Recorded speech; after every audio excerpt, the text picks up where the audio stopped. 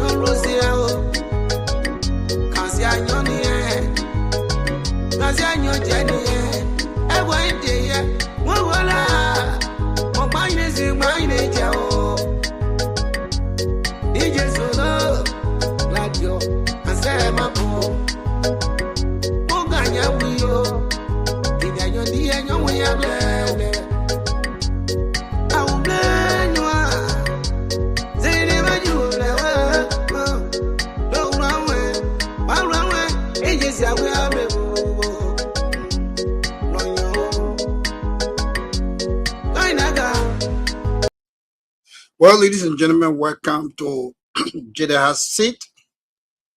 I'm your host, Daniel Freeman. Tonight, we're going to be playing host to the man I consider, and many consider to be the front runner of the 2029 senatorial race of Grand Gedeh County. His name is going to be on the ballot, and he's gearing up to meet 2029. So tonight we're going to be playing host to Chief Dr. William Towah. And for those that never had a chance to be part of the town hall, we are going to review to revisit the discussion held at the town hall.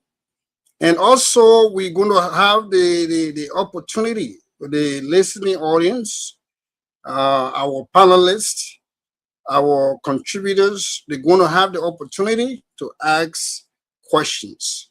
The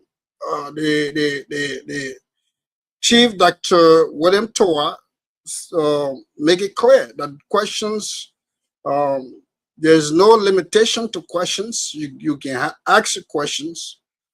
We just have to be civil and respectful to our guests. But tonight, he's going to be here. We're going to have at least 2 hours, 30 minutes with the incoming senator, you can say. And we're going to have a nice discussion. We're going to have a lot of questions that were asked at that at the meeting, at the town hall. One of those questions were his relationship with the former president, President Charles Gange Taylor. And there were other questions that were asked as to whether during his tenure especially with all these high-ranking positions that he held. Was it any time that he actually assisted the young people? And the doc answered those questions. And tonight you're going to hear him. He's going to answer those questions as well. We also got to know the various positions that Dr. Towah was able to, the positions he served before coming to the conclusion to contest the 2029 election. So there is no question of limits. We're going to have him here. He's going to answer all your questions. So please, let us do the honorable thing and share the show. Share the show. The song I just played is a Crown piece. And for those of you who do not understand Crown, the song says, look, if you are telling my bad name, tell my good name, the good I did. You know, a lot of people they will tell the bad, but they will not tell the good. Tell the good that I did. So people of Grand Gedeh County are waiting on the Dr. Towah. I hope my folks come here. And this is how we're going to do tonight. The first segment and the second segment, I'm going to be one-on-one with the incoming senator. He's going to introduce himself, and within his intro, he's going to tell us the reason why he decided to accept the challenge to jump in the race. He's going to tell us that. He's going to tell us a little bit about himself, his educational background. He's going to tell us about his work experience with various government, heads of government, different government, the Charles Taylor-led government. He was one of those Grand Gedeans that worked in that government. And the interim body, he also worked within the interim body, served as deputy minister. And no, you're going to interact with the doctor tonight. But until then, let me play you some prelude of music. This is the music I really love. So look, man, if you are always talking bad stuff, if the envy got you so much that you are talking bad stuff, talk the good side. So, ladies and gentlemen, welcome to serious conversation with Dr. Towah tonight. I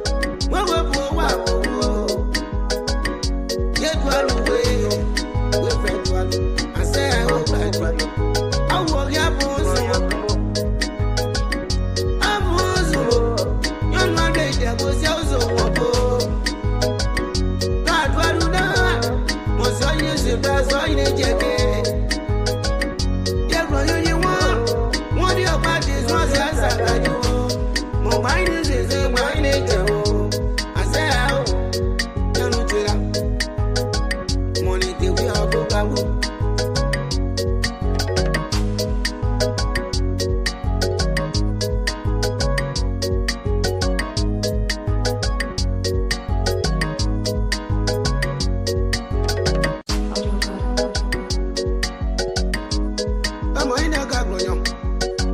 Gila said in him, I want those always. Niggas have always when Conga was in Mozaine Ziba, Mozaine Ziba, Mozaine Ziba, my nature.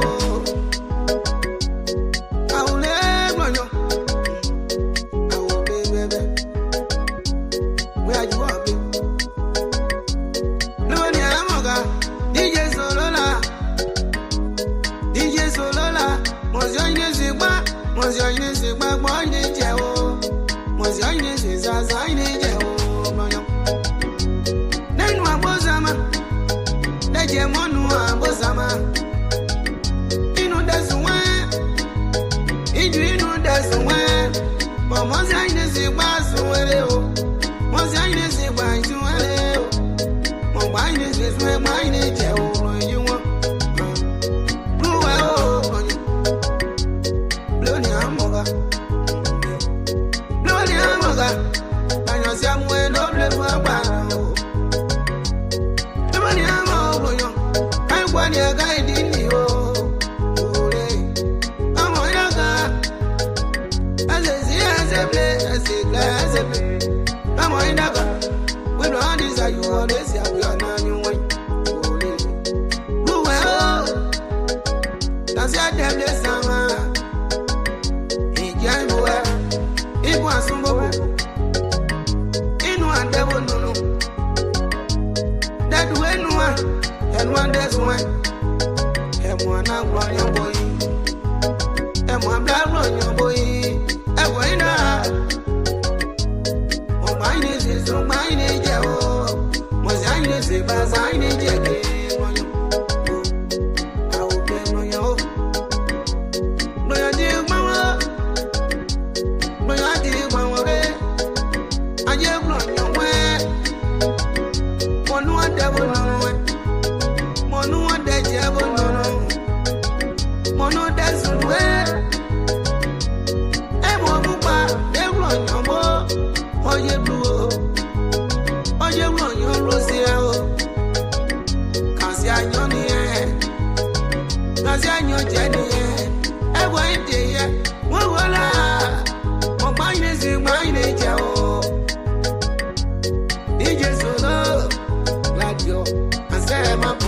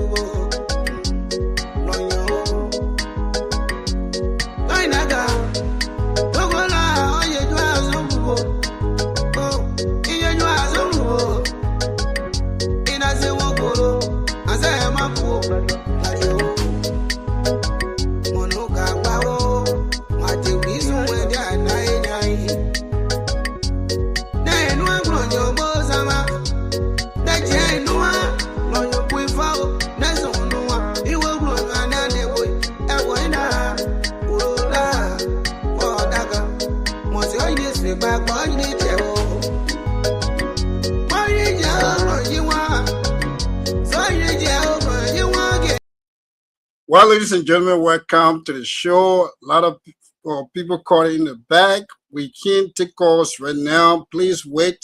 But look, tonight we're going to be playing host to one of the series, the front runner of the 2029 senatorial race. Honorable Chief Dr. Towah going to be here. Everybody are geared up to listen to him. And we are going to review the town hall meeting held in Philadelphia. There were a lot of questions that were asked. Those questions are going to be repeated tonight. And the chief patron himself going to tell us why. Why is it now that he want to contest come 2029? All these questions going to be asked. But look, I have two segments here tonight. The first one is going to be an intro by the chief himself, and he's going to tell us, his educational background, his family tree, and some of the jobs he held that gives him the experience. And tonight we are going to all take our turns to ask questions, especially the panelists on this show. So here we go. Look, I'm not going to waste no time. I'm going to call my folks here. Let them come here, even though they're going to give me 40 minutes with the chief. And we're going to do the first two segments before they jump in here to ask their question. Let me welcome my panelists from all the way Japan, Mike, Honorable Mike Wulu. Mr. Wulu, how are you tonight? CEO, Yeah, I'm okay. How you doing? I'm in a good spirit here in the city of Philadelphia, the city of brotherly love and sisterly affection. So I what see. time is it in Japan? Uh, 10 a.m. Yes. Okay. Thank you so much for getting up early to interact with the incoming for his supporters. They call him the incoming senator. And look, we are ecstatic. It's an honor for this platform for such a huge personality to come here and interact with us. What do you anticipate from this show tonight? But I don't even know who you're talking about. Even though I heard you talking about Dr. Towah. Right. Is that Dr. Towah? It's Dr. Towah, the Chief Dr. William D. But, Towah. but CEO, like, okay, it's good that all graduates are listening to us. I want to ask you a question. Why, like, you are already taking your side Well, I can tell you one thing. because now, We- like, you are for place for Dr. Towah. Well, Oh, hi. I can tell you one thing. Let's finish the show, and then I'll tell you the importance of supporting a candidate. Hmm. All right. So we're going to finish up the show. We all should not be on the fence. I know.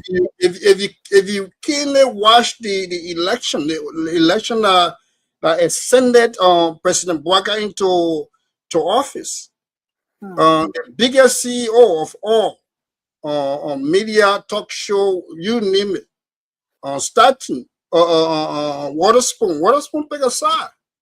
And the I reason know. is he wanted for, I'm talking about the CEO or Spoon And he Network. brought and he brought and We should he not brought the net dilute, man. yes, No, he but we brought should the not net man dilute. over Liberia. You Oh yeah, see, I know. that's well, you can hold your guns. Sure, Bwaga is a net man. All I'm right, saying, hold your guns there. We're gonna have a show. This is why the people love Gedeh HotSeat, because we have different of opinion. And so let me just play a prelude of music while we're waiting for some folks here. Now let me give you the rundown. The first two segments.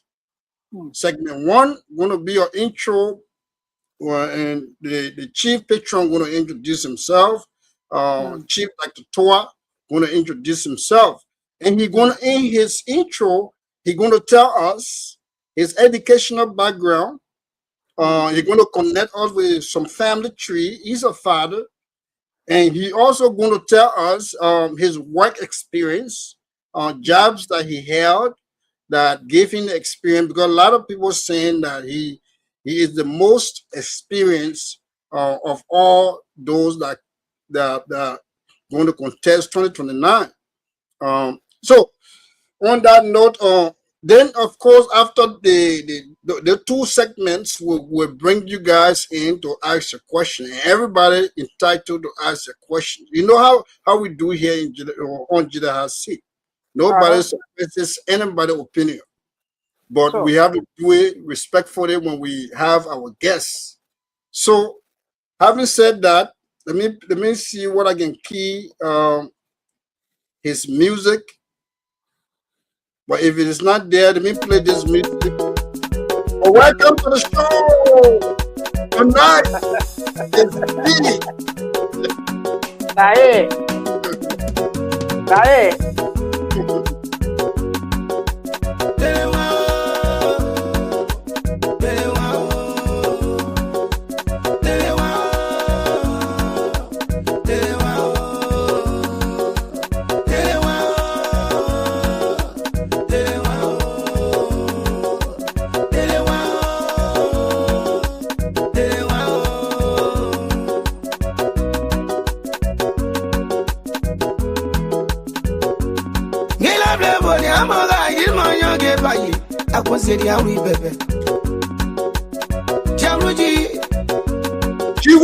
Chiaruji wa. Jaja so se wo papu. Tere wa we. Yo wa dele. Ina yo wa dele. Mo wa dele. Yo. Mo no wa dele. Kana ble wa ni amoga. Sini ma kwa da za kweza. Kenya sa ko nga wa senyu dai pepe. Yeble wo mo blade ko yo bode ko yo won. Tere wa. Ina tere wa we. Prezo mo wa tere zo. Represent the sun bono. Kaida ga o blade yo. Money fanati go fa. Represent Speaker of the house, like the Capon Polio. Ila Yomaja.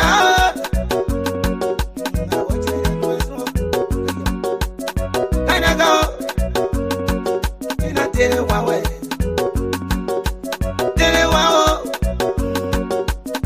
and I go. You are not your boy. You're not your boy, no one at you. Glad your babu now. Wow, Brazola wow, in a blebony amoga.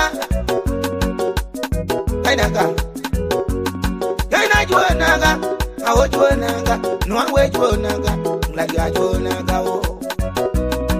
Go that one, I do naga. Loyana Tereserane, Brazola Tereserane. Ọ̀wà tẹ̀rẹ̀ wẹ̀. Kíni àbò gbọ̀nyọ̀ gbogbo jẹ́ gbọ̀nyọ̀ yé wọ́n sún. Ṣé ni màá kọ́ ẹ̀dẹ́sẹ̀ ó gbé sábẹ́ pẹ́pẹ́pẹ́. Mọ́ni ìwé blọ̀ máa ń di ìsàjò. Tẹ̀rẹ̀ wá o. Tẹ̀rẹ̀ wá o. Iná spíkà. Àwọn sì abẹ́rẹ́ sùn o. Mo ròyìn sí àti àbọ̀já ẹ̀. Àbọ̀já ẹ̀ o.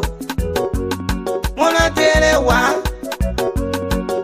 tere wa, amo konyo baya newe, Prezola tere wa o. Hinaka ayanu zwana no gaseboni, mosi akwanwe, mosi a ministra, denyenwe, na tere wa o.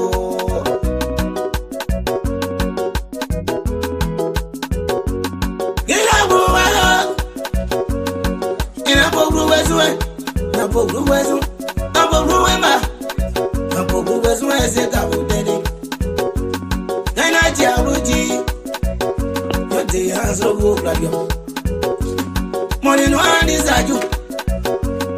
I walk your baby soon. No more Gedeh. You're not telling wow. And they say, yeah, this are you. Man said, you got you. Do well. In a that one, yes, one. In a do naga. In a do naga. How are you, naga? So. Ina tere wa o brono, Brazola tere wa o kwagala tere wa, ola tere wa o konaga. Nani amoga, ina be uni amoga da jibwe lo brono ngwe, da jibwe aswe, lo brono ngwe yo, no we mono chiyo, All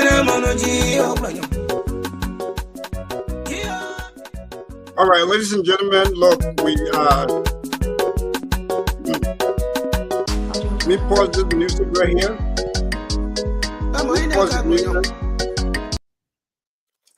We are going to have the chief picture here in 2 seconds. I have sent him the link, and he's getting ready to come on here. I wanted to key his music, but at a certain point, we're going to have that music. And look, man, that piece is a masterpiece. I love it. And we want to, for those of you that just joining us, we are going to be playing host to Chief Dr. William D. Towah. He's going to join us here tonight. We're going to have a serious conversation. So look, be part of the conversation. If you look down the bottom of the screen, I pinned a number. The number is 302-213-4397.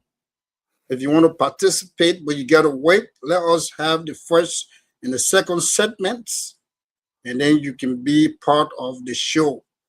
What this platform stands for, we stand for the truth. We are authentic. We want to make everybody to be, part of this show. Your opinion is important. We cannot suppress your opinion, but then we have fact checker. We can check. We'll check things in the way everything here tonight. So please be part of the show. Don't hesitate. Even if you're opposition, come in here. Come and hear the doctor. Come and hear what he has to say. So you are welcome. I see Tall Boy Otis, Tall Boy Otis is here. And our folks are coming here little by little. I have Mark here with me. He's in the studio. We are waiting on the chief. When the chief comes in, we're going to at least put him backstage for 1 minute, introduce him, and then he comes on the show. So,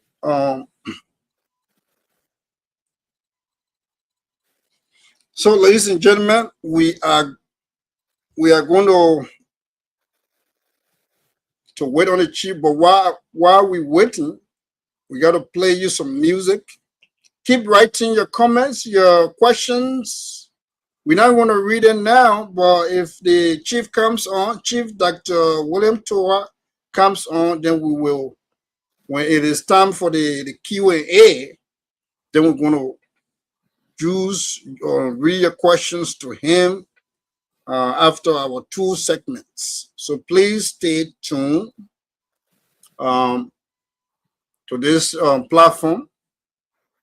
We have a lot of people coming in.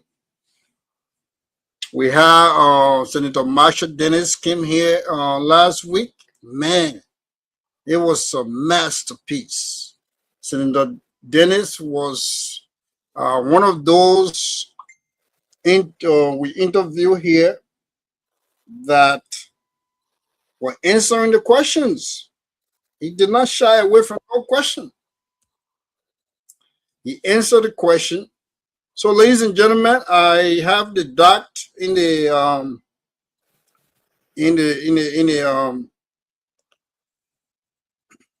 we have him backstage. Share the show, because you are going to, when you share the show, we're going to have more people who are going to participate in these discussions. The discussion, the remnants from the town hall meeting that we had in Philadelphia. We're going to talk briefly about those questions that were asked, and that's going to tell us the reason he's in this race. And all those good things. He's going to talk about his educational background. He's going to talk about his work experience. He held on different positions in the government and served different government administration. We're going to hear all of that tonight. So please stay tuned as I usher on the platform Chief Dr. William D. Towah.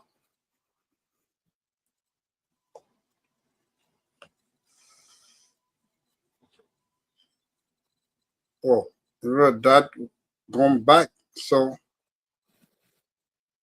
he come back. Okay, here he comes. CEO, is he saying the same? Well, you're gonna know everything tonight. Just give that. No, I don't want to know. Last time you're in the States, so I'm asking what are you saying in America? Yeah, he's still here. So that Chief Dr. William D. Towah, welcome to this platform. I think this is your second time appearing. We are honored to have you back. I hope we treated you good when you were here, that gave you the cost to make your return. But good evening. How are you tonight? Good evening, Daniel. It's a pleasure to be with you. Thank you so much. So let's jump right into it. I just gave some synopsis of uh, the town hall meeting that we had. There were a lot of questions, and you gave an intro, a very masterpiece intro, as to why you intend to contest the election come 2029. So we have two segments here tonight. You and I are going to have those segments one-on-one. The first one is for you to introduce yourself, and everything is within your educational background, your family, your work history, all those good stuff. So that the floor is yours. We don't want to waste your time because you are very busy. Well, thank you. Thank you so much, Daniel. And thank you, Grand Gedeh back home and Grand Gideons in the diaspora. It is a pleasure tonight to sit with you and to share my vision of Grand Gedeh that we all envisage, because none of us have a say to become a Grand Gideon. Our being Grand Gideon is part of God's plan, and so what are our responsibilities to make sure that part of our country, from whence we come, become glorious for us and true to its creation. So let me quickly go to introduce myself now. I am William Diade Yantowa. I am Kra. I'm from Nyao, paternally, and I'm from Konabo, maternal-wise. I hold a bachelor's degree in accounting with minor in management, master's in management with emphasis in strategic management, and then PhD in public policy and administration with emphasis in public management and leadership. I worked in so many portfolios, both in the private sector and within government. But I spent many years in government, minimal time in the private sector. And beyond that, I've also served the world body, ECOWAS. I will continue interface with the African Union. I have ended my tenure with ECOWAS. I have opted the option for early retirement, to return home and to do other things that I find very important for the well-being of our country, and then for the good of myself as an individual and my family. And so it is a pleasure to be here with you all tonight. Uh, as I mentioned, I will be, we'll be interacting tonight, and we'll have the time to delve into other things. But let me just quickly state this point within the intro, if I will have, say, 2 minutes to do that. Absolutely. Go ahead. The process for one to excel is not easy. I recall when the war started, I had money. My uncle gave me a little money to run to go to Sierra Leone. Then I went at the airport. When I got at the airport, Springfield, I met so many women and children. So many of them, Crown people. They want to leave Monrovia to fly to Zwedru. There was one flight, one airline that was flying people to Zwedru. The roads were all closed. But these women and children, they were being passed over daily. People shipping liquor to Grand Gedeh and things over these women. And you were here crying at the airport. I used to live around the Matadi area. Several times I paid a visit to the airport. That broke my heart. And I made a conscious decision to join the struggle, because if we all leave, the women and children will be killed. And there are so many people who are witness to me in America and in Liberia. And we stayed and went through the struggle. At that time, I was the president of the Grand Gedeh University Association. And then eventually, during the struggle, I was a strong proponent of the idea that the struggle was continuing, but we had to be mindful. Least we risk having a gap in our population. The young people died out. Then we have the old people. Then Grand Gedeh will be at this service. So when I was elected by the young people in 1991 as the president for the Grand Gedeh Youth Development Association, that was my message. That Grand Gedeh, we cannot become the aggressor, but we have the right to stay in this country. And if anyone attack us, then we had the right to defend ourselves. That was the conviction of the young people at the time. And that young people should not be sent to war except when Grand Gedeh were attacked. And that was our status quo. So I wore 2 caps. One, president of the Grand Gedeh Youth Development Association. And then I just had one course to graduate when the war broke out. And then also as president of the Grand Gedeh University Student Association. The struggle continues. There was a time when the civil society organization and the warring factions went to Cotonou to form the transitional government. At that time, Masoy was the president of the interim government. The war was raging on. Crown people, the other Liberians were barely survived, but Crown people were to use the words of Oben Bala, were endangered species. Crown people were hunted down everywhere. So at that time, when you talk about Crown was equated to warring factions, either Ulimbo or Armed Forces of Liberia that had a branded Crown. But the Crown youth that I represented stood up and said, no, there are Grand Gedeons that are civil, that do not belong to any warring faction.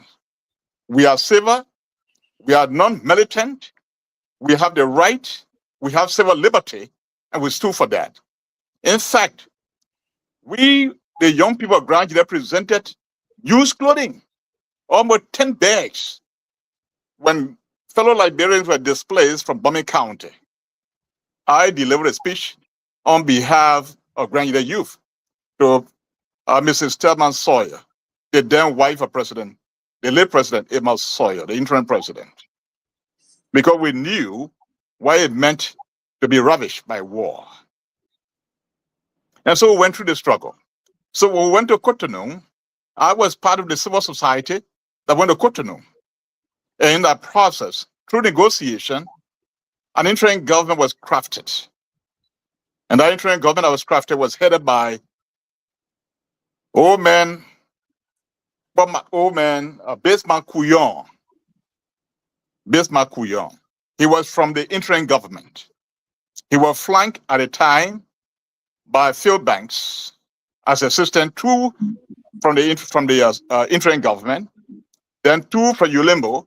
At that time was Thomas Zia and Dr. Sharif. And then Charles Taylor side brought in, at that time, D. Mussolini Cooper. When we came back, I became a private secretary to Thomas Zia, a nominee presented by the civil society but agreed upon by the parties. And mind you, I came from the civil society, from the Grenada Youth Development Association. So I became a private secretary to him to do a correspondence and to take notes and to make sure you were comfortable. While there was the sitting of the interim government, of the transitional government became complicated. If you ever heard the word concomitant used by President Emma Sawyer at the time, the interim government should have seated upon return from Cotonou, but President Sawyer said that government will be seated concomitant with disarmament. So almost going to a year, that transitional government was in Outer Africa, while President Emma Sawyer interim government was in place. And the international community, UN, kept mediating. But something happened while I brought this story. And so one day we went to the council meeting, the provisional council meeting, headed by old man Baseman Couillon. And so at that time, I was a young boy as a private secretary to Thomas Zia, council member Thomas Zia, in transition at the time. We went to this meeting. I sat behind him because each of the people had their own assistant. And so I sat behind Thomas Zia. And as the meeting was going on, I took notes. When we left the meeting, I collated the notes, I drafted the notes, and I gave it to Thomas Zia to review. Thomas Zia reviewed, made correction the same day when we returned from the meeting in our hotel. Thomas Zia reviewed the notes and he said it was good. He made a few comments, and I tapped it, finalized it, printed a copy, and I put it in my boss file I gave to him. And I kept my own file. 2 weeks after, we went back to the council meeting. At that time, Ome Baseman Couillon was presiding. The council had not seated yet. It was in transition, but they were meeting to set an agenda. At that time, President Emma Sawyer, interim President Emma Sawyer was then president. We were then stationed at Hotel Africa, there where the transitional council was seated. So when we went back to the meeting, Ome Baseman Couillon asked, what did we discuss the last time? And mistakenly, they did not select a secretary to take notes for them. That first meeting when they met. So the provisional council members said, well, this is what we discussed. The other person said, no, we didn't discuss that. The other person said, well, this is what we discussed. The other person said, no, we didn't discuss all of that, but it was part of that. So they kept, trading exchanges. So council member Destiny at the time, Thomas Zia said, well, okay, my assistant took notes. If you don't mind, I can ask him to read the notes. And then the notes satisfy what we discussed. Then we can adapt that as our meanings to move forward. So Honorable Couillon said, okay. At that time, Couillon used to be the speaker of the National Legislative Assembly, headed by Emma Sawyer. So he was nominated by the interim government to form part of the Transitional Legislative Council at the collective presidency. So he said, okay, let Towah read it. Let your aide read the minutes. So I took my time and I read the minutes. When I got done with the minutes, all members of the council in attendance said that those were the exact points that were discussed. So at that moment, Ome Couillon said, all right, Thomas, Towah did a very good note, so let him serve as our secretary. So you know what happened? I became a provisional minister of state from a clerk boy assigned to one council member, a civil society advocate. Because of the way I presented myself, I was elevated to an acting minister of state to the collective presidency in transition. So from that point onward, I kept taking the notes until when the transitional government got seated. But before the government got seated, there was a confusion in Ulimbo. Thomas Zia got short-landed, and then Dexter Tire replaced Thomas Zia. The council got seated. Then they kept asking, where's our young man that was taking our notes? Where's our young man that was taking our notes? And as God will have it, when I was in that meeting, the way I conducted myself, Professor Doctor Sharif, Mohammed Sharif, he was from the USAID. I mean, he was from the UNICEF. I mean, he was from I guess UNICEF in Paris, but he was called by Ulembo. So he said, "You're sent for Towah. I want to see Towah." After the council got seated, the following day they came looking for me in Matadi. When I went to the mansion, they said, all the job finished. We went to send you to the port, people refuse. We went to send you to commerce, people refuse. So we are sending you to the Ministry of Agriculture as deputy for administration. But Mr. Charles Taylor, he said, no, he's pulling out, he's not yet ready. But then his minister of the Minister of Agriculture was Charles Taylor. But Mr. Charles Taylor was not ready because William Massacre was destined to come, but William was having a summit with Charles Taylor. So they said, you are going as deputy minister for administration of Minister of Agriculture, but at the same time, you will be the active Minister of Agriculture. And the announcement was made. So for someone that was holding a piece of paper behind a provisional council member, by my performance, I've been called to serve in the cabinet. I decided to give this story because sometimes people don't know the metamorphosis that took place, or the metamorphosis that took place that brought people to success, but then they read into that and create their own narratives that translate into gossips, and gossip be trying to misbeliefs, and they begin to circulate around. So I just thought to give the background, but as you go on, as question and answer begin to flow, I will provide the background that William Towah did not just get up to just become minister out there. And to just 1 second, and to be selected among your peers to be their leader, it was not easy because there were other young people who were highly competitive and for them to believe in you. So that's the background, my introduction, that's the background, my service, my entry into government. Thank you, Daniel. Thank you very much, Doc. The people are training here. And so let's jump into the questions from the town hall, because you said something that the next question, I think, is going to be like a follow-up. So you actually explain how you ascended into participating into the interim government, and in fact, before the election, and then you went on to serve in the Taylor's government. So what is your connection? Because a lot of people are saying that you were in the bushes with Taylor, and explaining, and those of us, let me make this clear. Those of us that follow the war, that have been in the war, we know that these factions do not see eye to eye. The UNIMOS, the LPC, the National Patriotic Forces, and even the Independent National Patriotic Force. They don't see eye to eye. So tell us how you came to get in contact with Charles Taylor. when you already serve as one of the representatives for the Amos? All right.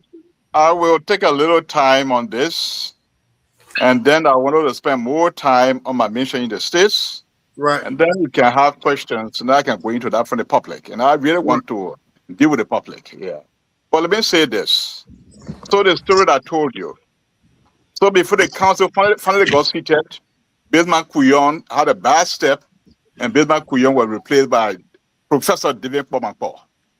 So David Pomakpo became the chair of the collective presidency, replacing President Amos Sawyer. And so they all sent for me to join the government. Now, let me say this to all of you today. And what I'm saying now about the formation of the government, this was 1994. Amos Sawyer started 1991 into 1994, March. Then 1994, the interim government, the transitional government. Amos Sawyer was interim government. Then Professor Pomakpo was the transitional government, TLA. So, in fact, my friend and brother Timon Collins is here. He became a member of the TLA eventually. So, all of this time was a collective presidency comprising the warring factions and civil society. As I said, I was a civil society voice. And when I went to Cotonou along with a selected group, I went as a civil society representation.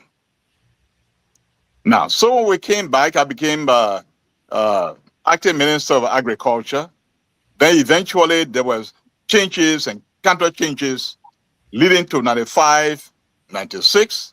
By 1996, I was Deputy Minister of Post and Telecommunications. At that time now, I was appointed by the Ulimo Kran, Johnson faction.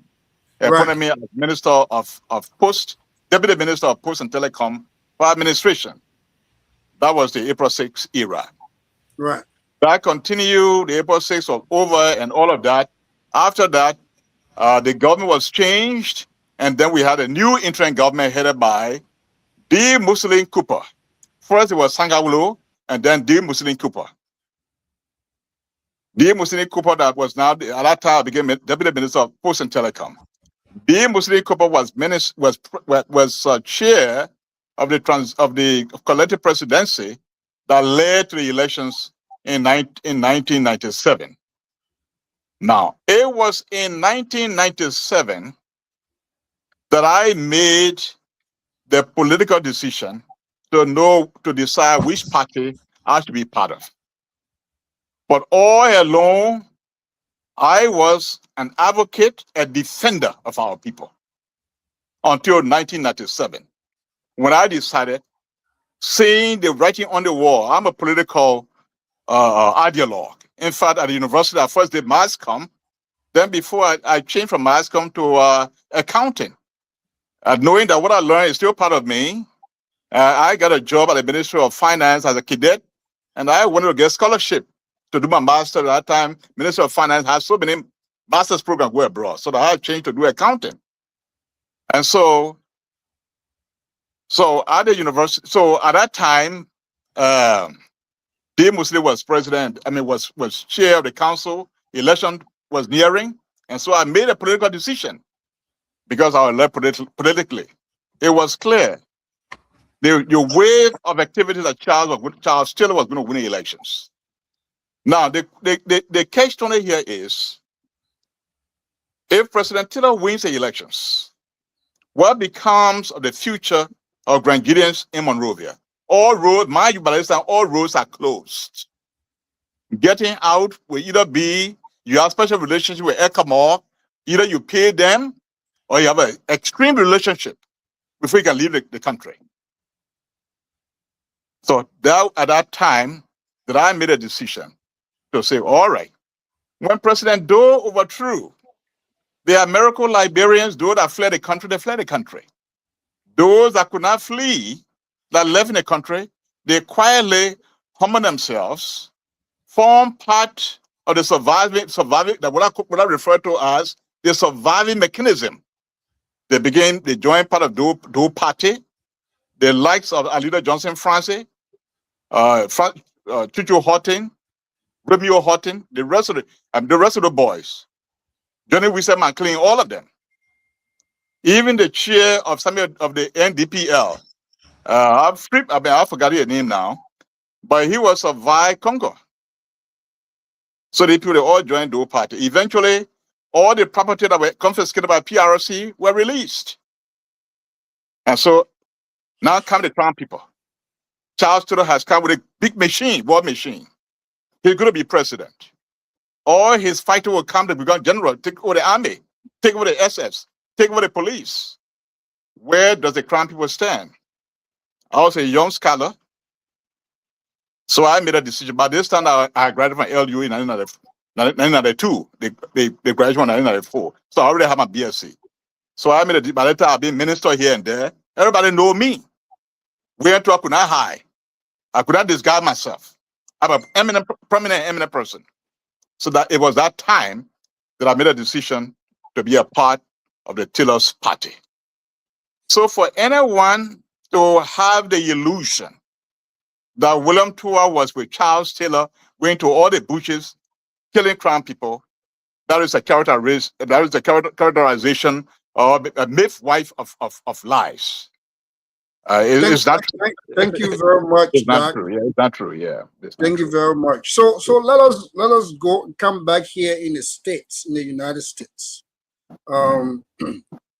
You participated during your stay here with the Grand Gedeh Association in Americas. You did not shy away. You are one of the prominent or the biggest donors of Kunamo District. Now, tell us a little bit about how your involvement with the Grand Gedeh Association community here in the United States. All right. My involvement is with the Grand Gedeh Association in America is not with Kunabo alone. In fact, my involvement was with the main organization, the GGAA. When I came to the States, immediately I started to associate with the Grand Gedeh Association because I saw the urgency of major intervention back home for those that left home. In fact, let me tell you guys this. I did not just take my bed to get in the airplane and come to America. It was a struggle. But I'll reserve some of the story because it's a little bit confidential. But I went to the airport with a little small bag, as though I'm coming to Cote d'Ivoire. When I got to Cote d'Ivoire, I had a good relationship in the struggle while we're in Monrovia. A good relationship with a powerful Western country. So I always have my visa in my passport. So when I got to the airport, I said I'm coming to Ivory Coast. I got to Ivory Coast. The next day I flew to the US. When I got to the US, I was well received. Now, so when I got to the States here, I immediately decided to identify with the Grand Gedeh Association here, flagging the urgency of organizing ourselves to intervene in any way possible to come to the aid of those that I left behind.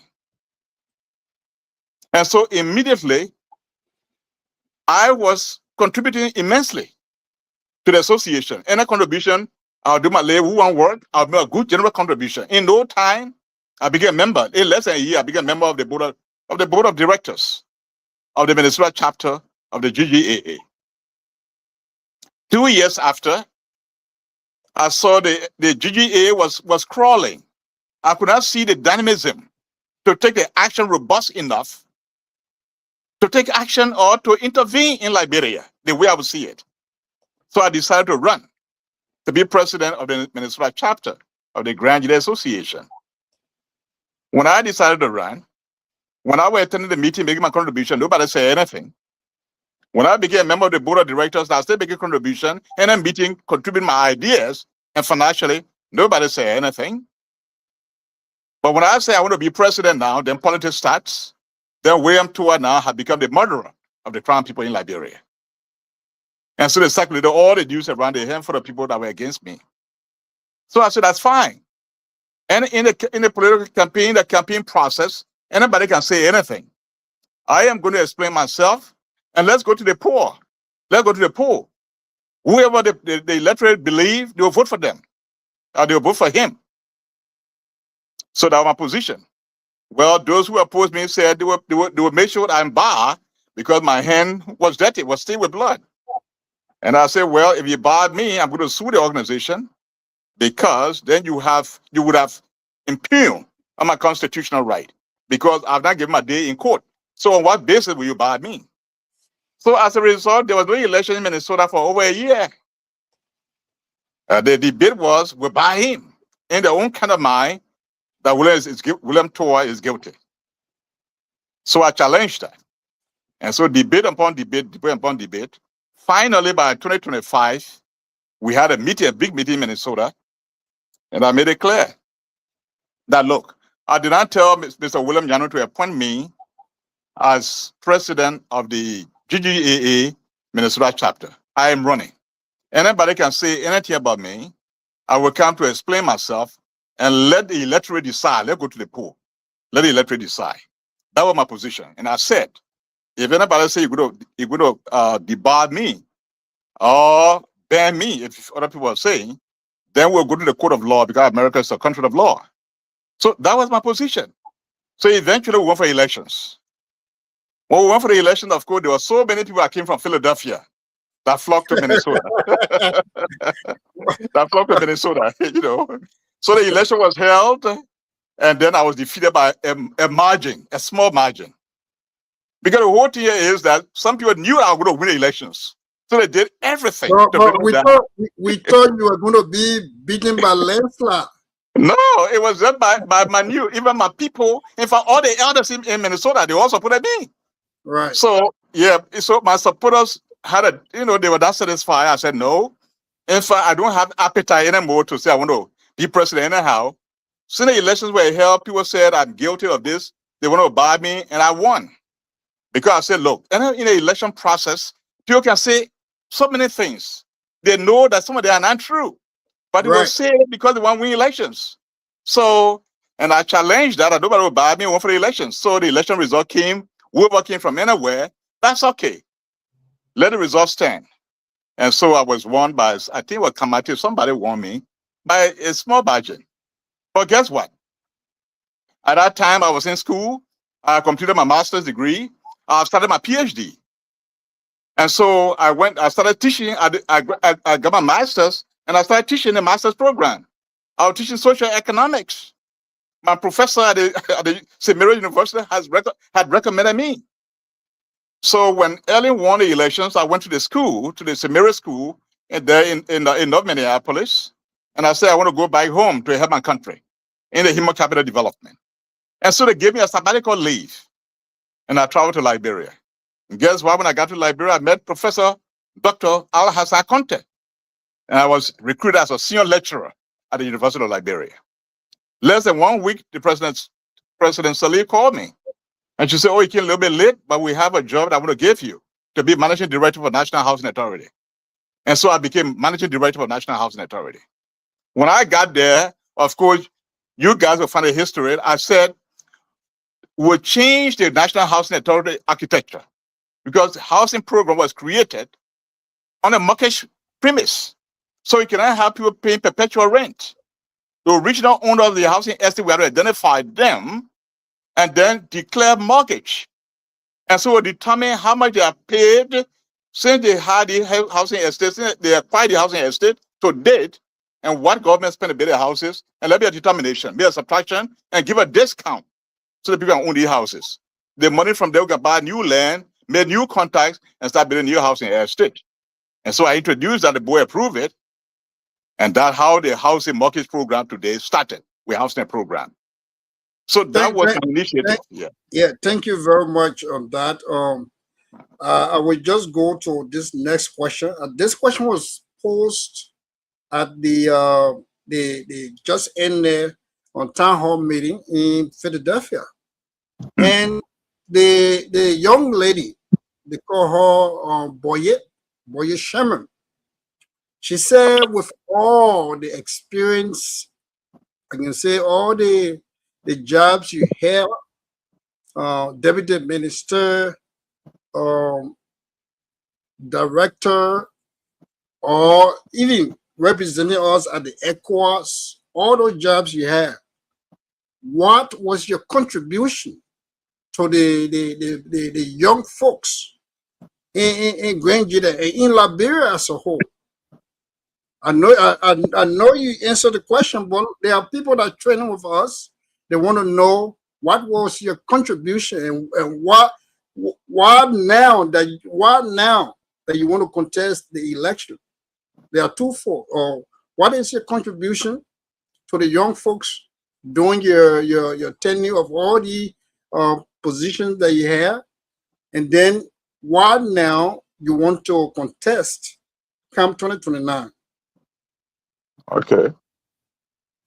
All right. Thank you. Thank you, Daniel.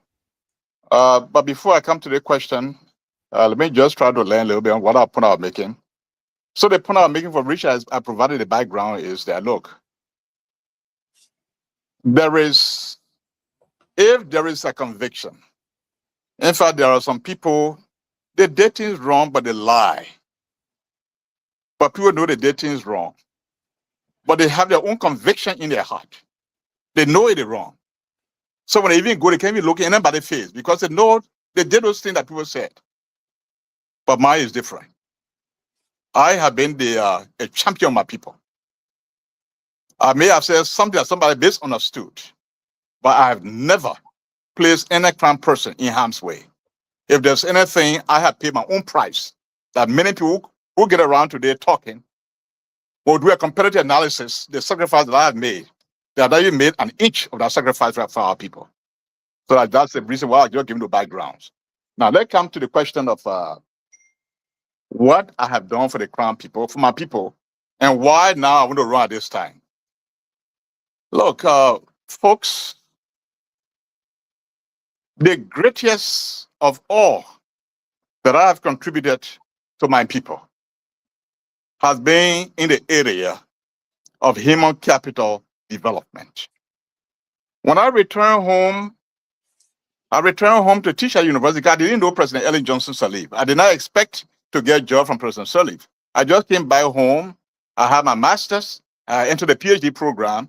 I wanted the crown presence to be at a higher institution of learning. Why did I do that?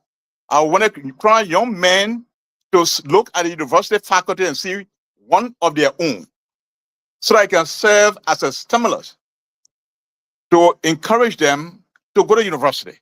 That they are going there not to be strangers, their own brother is there. That's one reason. The second reason is when people go to college, there are challenges. Some are school fees, there are plenty of courses, there's a lot of frustration going to college. So one of us needed to be there. And I willingly left the United States and I went back home. Nobody forced me. It was my voluntary desire to go back home to help. And so I went back home. When I went back home, I met President Conte. I went straight to the office. These are my credentials, and I'm coming back home to help. In less than a week, I was in a classroom. And most of the young people that are in school at the time, if you ask some of them, they will tell you they navigated towards me. In fact, when the president appointed me, I even told the president, I said, look, Madam President, I came to teach.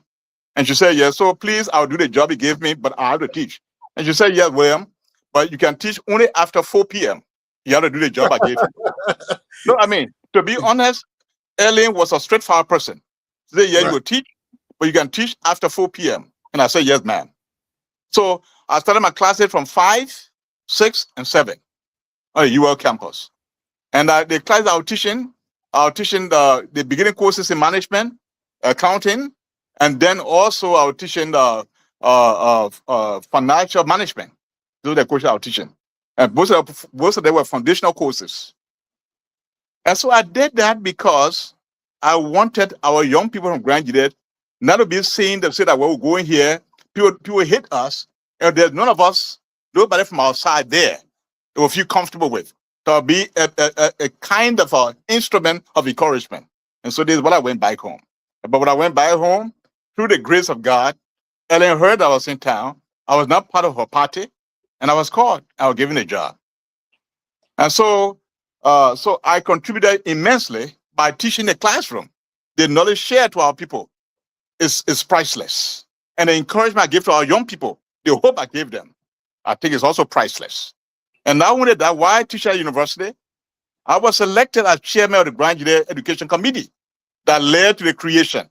I presented a paper on behalf of Grand Gedeh County when the Americans came to have human resource development to help the government. And they said, when I community colleges, I presented a paper on behalf of Grand Gedeh County. And 4 counties were selected. That's Grand Gedeh, Nimba, Lofa, and Grand Bassa. And so even today, the place we have the university today on the Canal Road, it was my making. It was a strategic decision that my committee made, and I influenced my committee. You know, I'm from Minnesota. We have the University of Minnesota. It's a very big, huge university campus between the Twin Cities. And when we decided to find the land, some people told me 40 acres, 50 acres, and I said, no, I want us to have 200 acres. So maybe 100 or 200 years from now, when Zwedru is grown, we have the big land to the center of Zwedru, that all of our children's children, wherever, which part of Grand Zwedru they are, they will have access to the university campus that will have all the infrastructures. And so so we realized also, okay, what we had to decentralize development in Zwedru. We know that the education ministry and the court were earmarked to the education ministry already there, and the court was earmarked to go on Sandal Road. On the Monroe Road, we have the Maywater Institute in Zwedru. It's a beautiful place. Then on the narrow side, on our side, we had the military barrack, and then we have the hospital. But there was nothing on the Canal Road side. And the Chancellor Road, we have the ERZ, which at some point in time, the LBO will come to reactivate, and that road will be maintained because of the government infrastructure. But on the Canal Road, when Zwell overflows, people from Canal, they have to pass through the jail compound on Sandal Road to come to Zwedru, to come in town. And that was unacceptable in my own mind. So when we decentralize development, the local government will be compelled to make that road pliable. And in that process, citizens of Grand Gedeh who live on our side will also benefit from that road. And so we deliberately said, this development will go on Canal Road. And so we engaged the chiefs and the elders of Canal. Mr. Peter Buru is still alive. Many people have died now. But I want to say a big thank you to Mr. Peter Buru, all of the old people. I don't remember all the names now. When I tell I can read the names, but Peter Budo knew all of that. Up and down, went Jelu Town, took Fire Town, went to Mia Town, all the places. Bagball, all the places. To solicit. That time I left the house and I contracted by the World Bank. I had a big pickup, was using my pickup up and down on that road, just to make sure we got our land. And those things went through. Eventually I joined ECOWAS. We laid a blueprint, the university was started and all of that.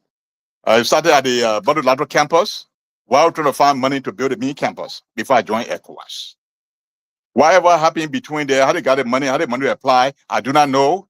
Eventually, I said we have it. President Boakai appointed me as chairman of the Board of Trustees, and I came back. I was in Nigeria when I was appointed. Of course, I was weary because I didn't have the time to keep coming to Liberia, and I was told, look, the world is a global village. So if you have faith and believe to make things work for your county, then I think you should take it. And so I said, yes, sir. So I took the job. Even though I paid my own way, not the university.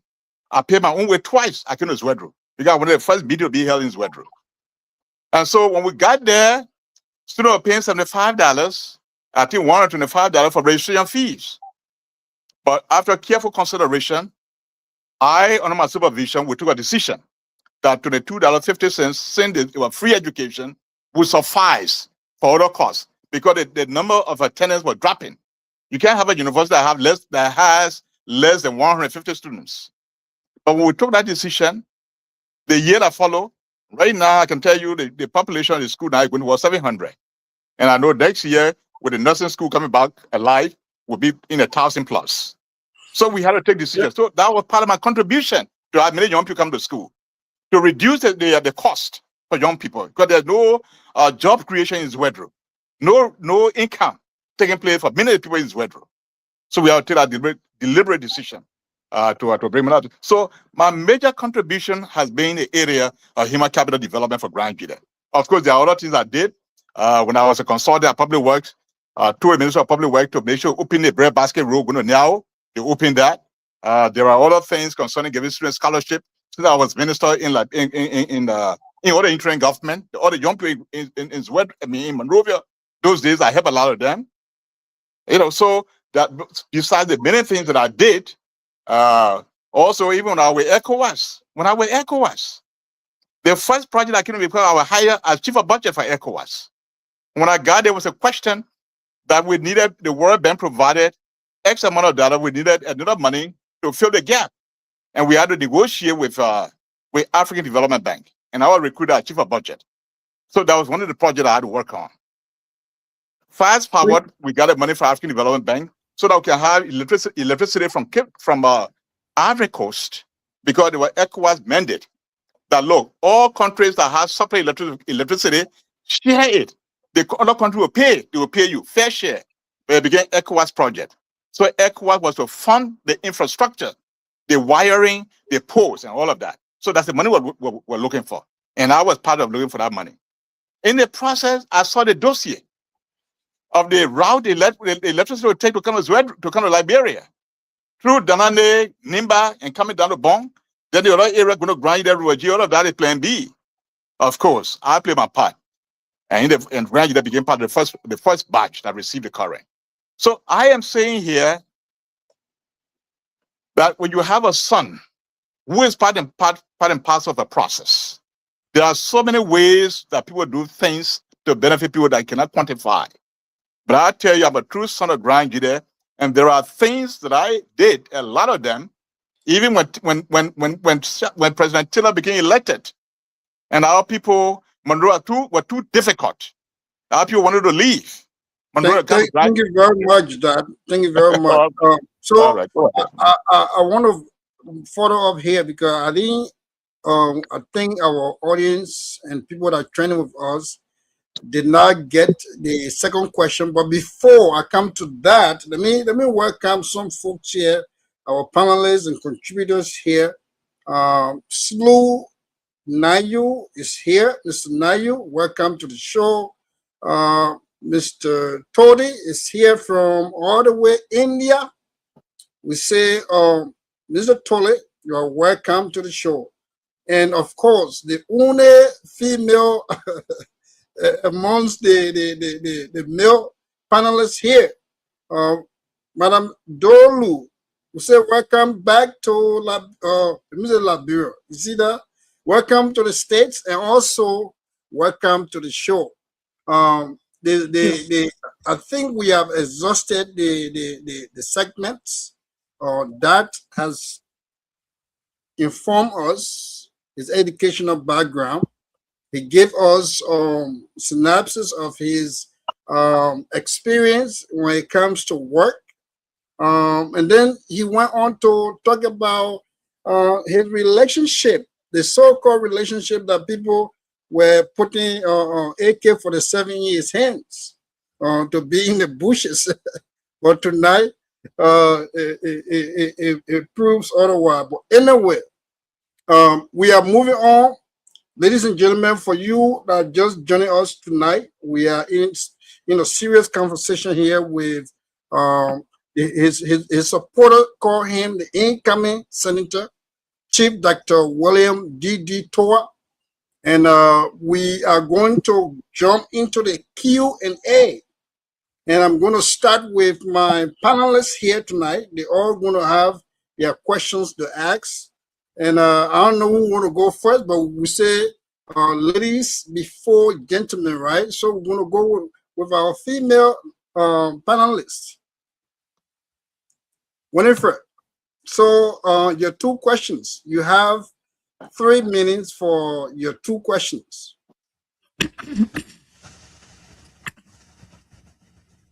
Thank you. And I want to say welcome to Chief Dr. Towah. Thank you. Thank you. I don't want to be biased because Dr. Towah is my in-law, so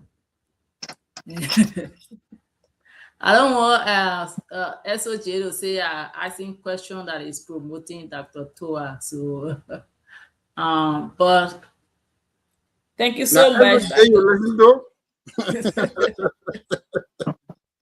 everybody here But on this platform has their own opinion.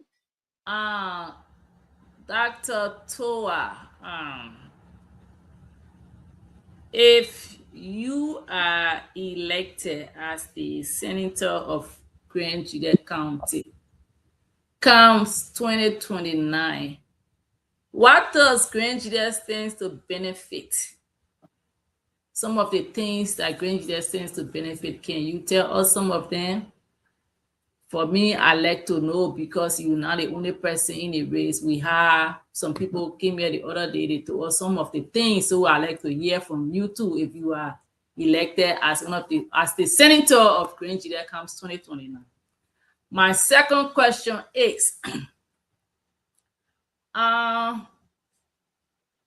probably I will go a little personal, because few months ago you were trending on the social media, and I know everybody here knows what I'm talking about, because it is not a secret.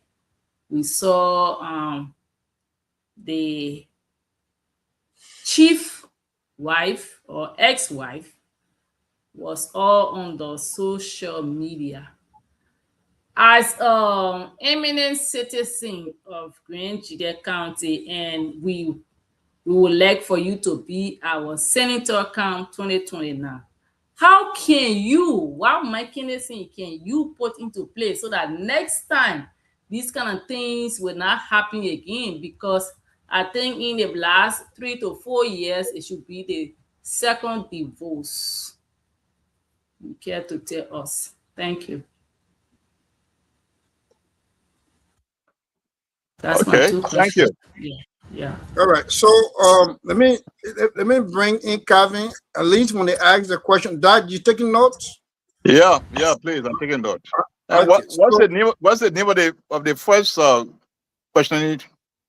The first panelist that asked me the question. What's her name? Winifred. My name is Mrs. Winifred Diaduchie Dolu. That's Oh, why okay. I Okay, said you are my okay. in-law, and I don't Yeah. want them to say I am promoting my in-law to be senator. So I Okay. want to be I and got your name. I got your name. thank Yeah, I got your name. okay. Thank you, Winifred. I will bring in Calvin. Calvin, your 3 minutes, and your 2 questions. All right. So, good morning from my end, and good evening Good morning. to all of Good our viewers morning. and Dr. Good morning. Towah.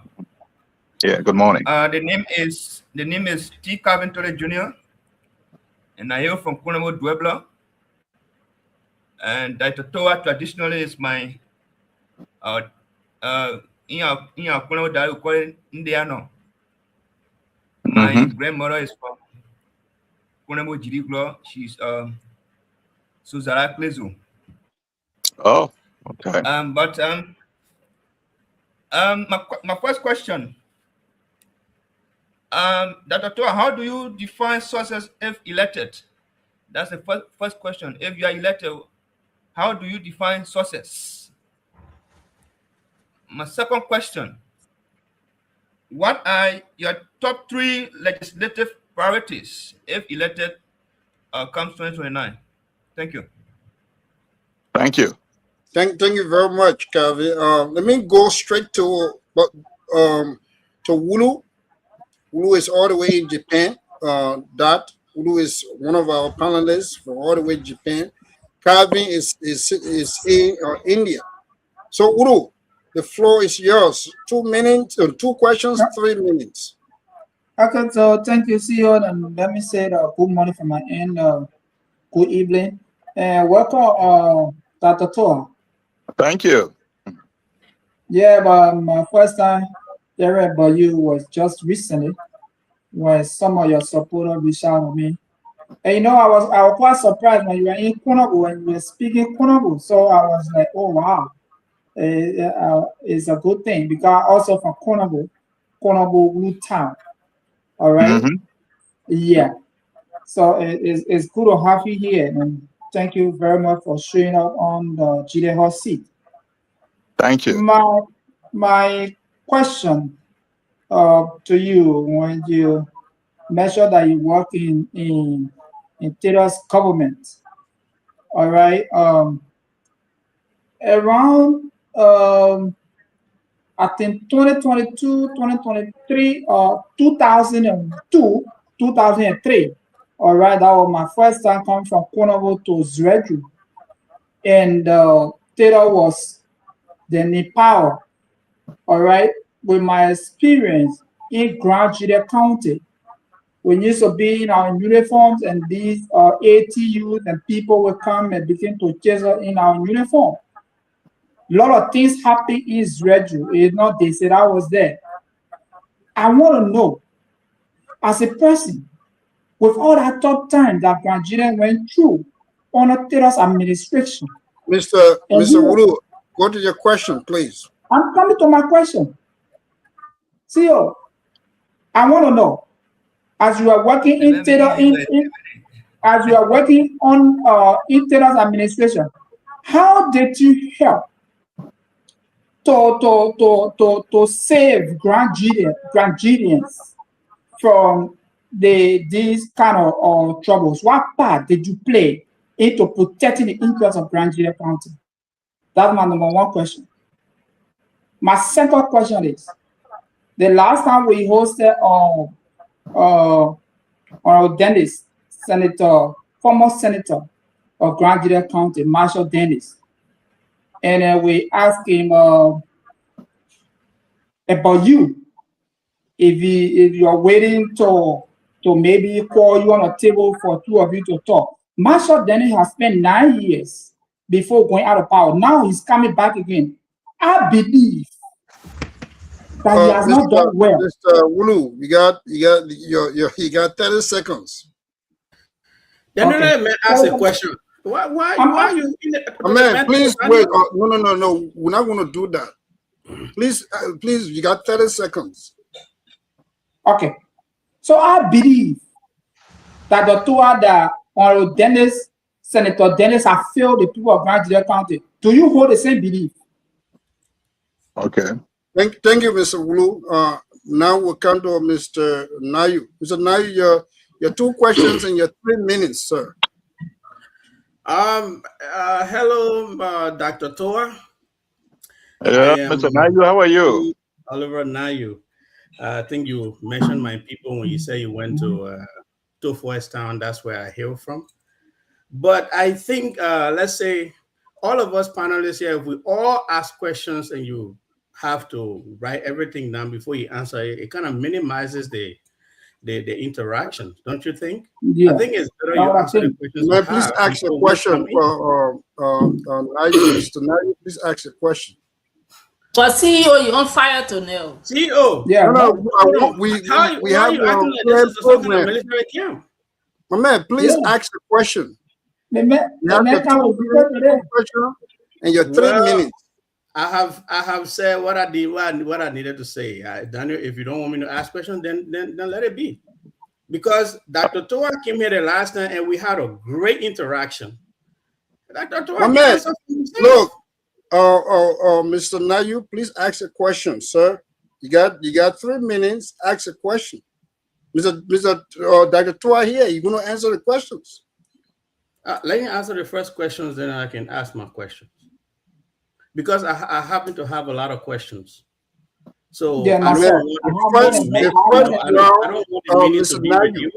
first round is for you to ask 2 questions. Yeah, I can come on the next one. It's not a big deal. That's all right. That's okay. Okay, Doc. We turn it over to you, Doc. The questions. I think you have jotted down most of the questions here tonight. You can answer the question. Then we'll open the line for the citizen, people that are training with us to have the opportunity to ask their questions. So, Dr. Towah, the floor is over to you. Please answer all the questions that were asked. All right. Let me say this, Mr. Moderator. Thank you so much. I'm going to answer the questions. Right, But really, I came here to do justice to the public. Of course, right, I understand you have your rule that people should play by the rule, which I respect. But also, I'm here with respect to hear your questions and to attempt to answer your questions because I think this interaction is very necessary. When I pay my way, I came to the States. I right. mean, I came to the States because I have a vision which I not even touched yet. And I'll discuss the vision Quarter, and answer the please, question. please Yeah. hold on, right? So hold on, Quarter. Sure.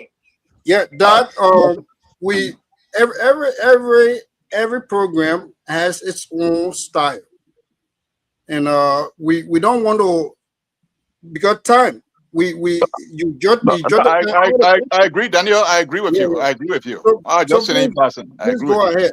But I don't have a problem. You got to just respect your own program. That's it. Yeah. Right. All right. So let me try to attempt to answer Winifred's questions. Mrs. Duffy's Yes. question. Yeah. Well, what Grenadians tend to benefit when you become senator? Well, I say this to you. The problem with Grand Judah right now is not funding. Yeah, funding could be a problem. But since the Third Republic, millions and millions of dollars have been pumped to Grand Judah. But when you start from Bazan through to Bilebo, and then to Tembo and Glio, and then to Putu, Taloke, and all of that, you will not feel the impact of the millions of dollars being pumped to Grand Judah. Even Zwedru. If you go over around Zwedru is in a bad shape. So when I get there, I am going to bring leadership because I think our problem is leadership. And the leadership starts from the legislature. You know, legislature has to do with lawmaking, lobbying, soliciting, goodies for your county, and the Senate providing oversight. And I think that oversight provision in the county is lacking. So it's like the county is just there, and people are doing their own thing. Today, here people withdraw $500,000. What is money for? I've not even seen the legislature, the senior senator, and the team going there to have a forum to inquire, to go into the depth of these things here. So I will bring leadership, and the people of Grand will feel that. At the same time, when there's a budget debate at the legislature, I will be there, and funding to the county will be something of a consideration, and you will see it from what budget support is going there now to when we get involved.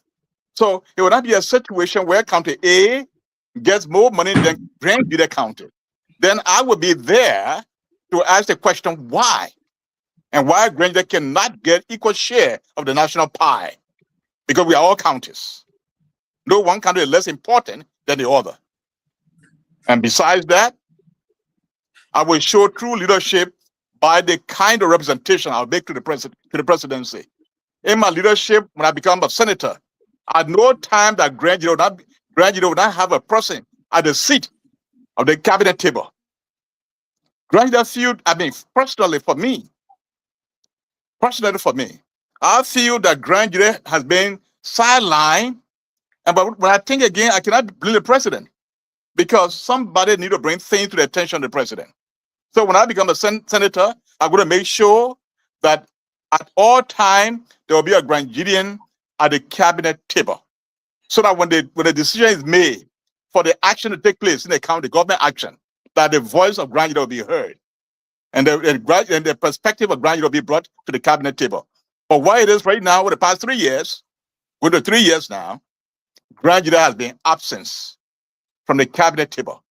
So can somebody tell me, we have a senator who's a godfather, quote unquote, who has been there all the many years, who take picture, fly, jet with the president? What has been a contribution towards that, to address that? So when I get there, you'll see a difference in that. And many more, even support to education.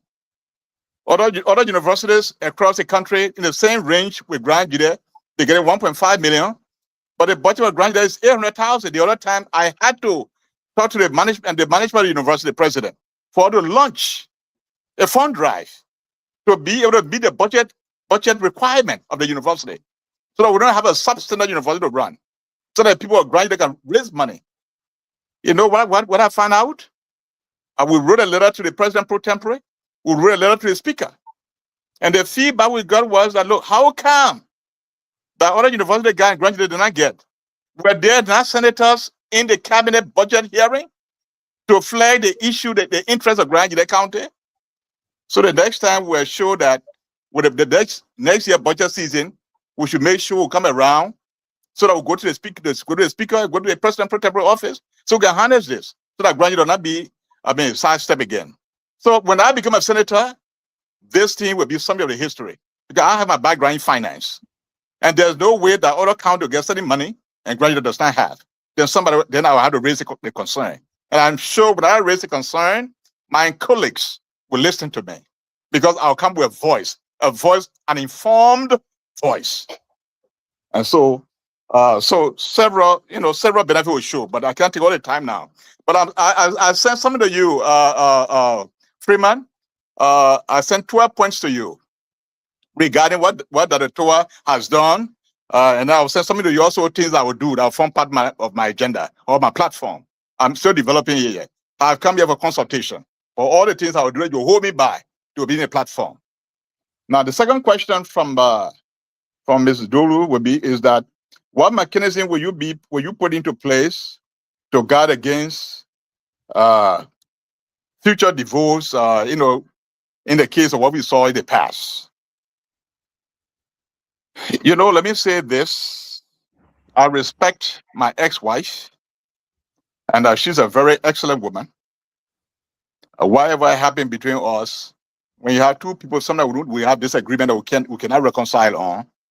And so sometimes we both have to agree to move on. And so there are some things I have control over my action, but I do not have control over somebody else's action. And so that's what I can say. But we can try to look into the future, because you see, human being are not test kit. They can go to the laboratory and say, well, this product is a set formula. But whatever it is, these are some of the things that happen in the social sciences. But I can say to you that I am a consistent person, and that whatever you saw, you don't know all the facts, and I'm not prepared to discuss the details of the facts. But what I can say is that my partners, I respect them, and they are good people. And that's how I would say for now. Then the Kevin Tode as Union say, how do you define success? Oh, this is a very good question. Well, success is by doing what you set to do. So let me tell you today, when campaign opens, I will give you my platform. And so I will execute my action in conformity with what I told you I would do. So by doing the declaration that I made to you, by achieving those that are set to achieve, by doing them, that will reflect the success. That will reflect the measure of my performance, and that which can translate into success. So, but if you have someone, you elect someone without a platform. So how do you measure this person, whether or not the person is succeeding? So the first thing is that you set a goalpost, and the goalpost is the platform. And so the performance of activities or the goal they want to achieve, that will determine the success that one wants to see, that one want to achieve.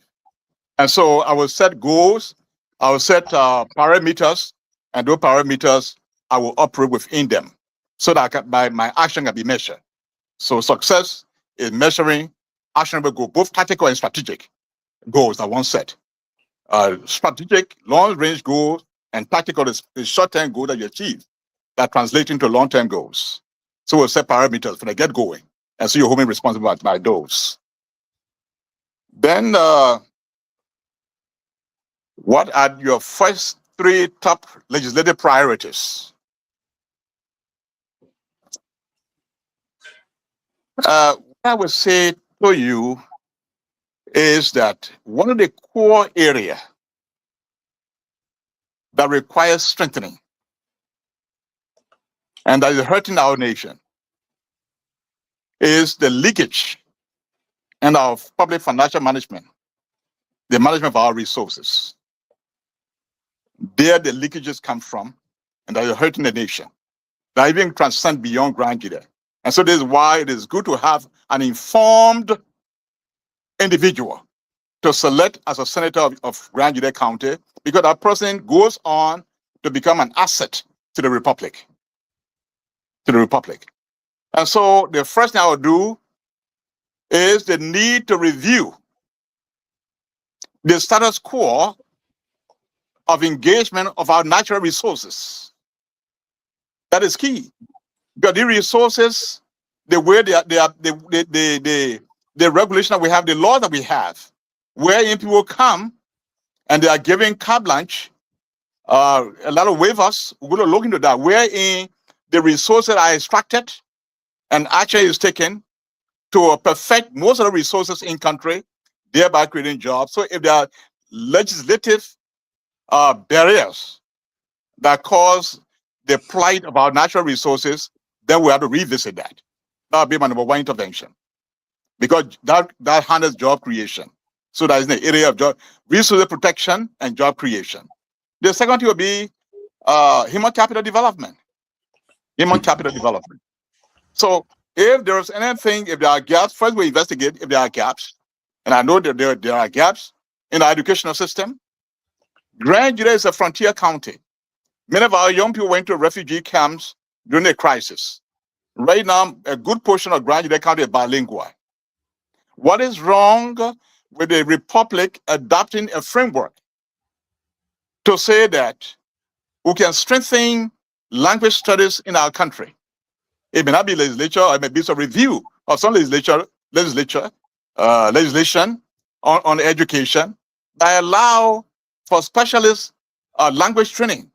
So we have Liberia as a frontier county of Cote d'Ivoire, that if we strengthen language in Grand Gedeh County in our high schools, elementary, high school, and colleges, where if people want to learn French in the Liberian school system, people deliberately send their children to Grand Gedeh County, go to school in Grand Gedeh County, so they can become bilingual, if you will. And I think our population, at the point that we did that, will gain from it.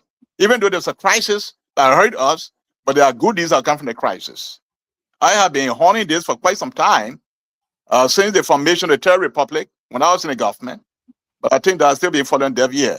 So I'm going to look into that. See, that requires a reform or review of our educational legislation, some portion of it, to allow this to happen. Then we initiate a discussion, because I want to hear other people's point of view. So I will peradventure in this area. The third one will be local government reform. I know there's a reform that is taking place right now where there have been devolution, or there is devolution of authority, where county government has some control, some autonomy, and what have you. But I want that to be strengthened, where, if possible, we let the superintendent. In that way, the superintendent will be accountable to the people, instead of the superintendent being accountable to a unitary government head in Monrovia. And where the people are hurting, the superintendent, notwithstanding, continue to carry on. In fact, negating the idea that public service individuals, they are actually servants of the people. They are not lords. They are not laws over the people, laws and gospel over the people. They are servants of the people. People are hired them to work for them. But what you see around in particularly the case in point in Grand Gedeh County, the citizens are bullied. The citizens are carried in a way that their fundamental rights as employers is being negated by all powerful public servants in those areas. We don't even listen. We don't even take a point of view into consideration. So we're going to revisit that. I will advocate for that. Of course, everything in the legislature requires advocacy and dialogue, negotiation. But I will peradventure into that, and I think it's an area that require consideration. So those would be my first three consideration in terms of legislation when I get into the Senate. Now, Mr. Ulu, he said He was a young man going to school, and the charge to the government, there were terrifying moments in his life. But William Towah, you're in the government.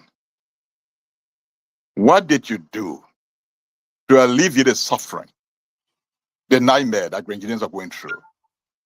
Oh, Indiana. Once is employed.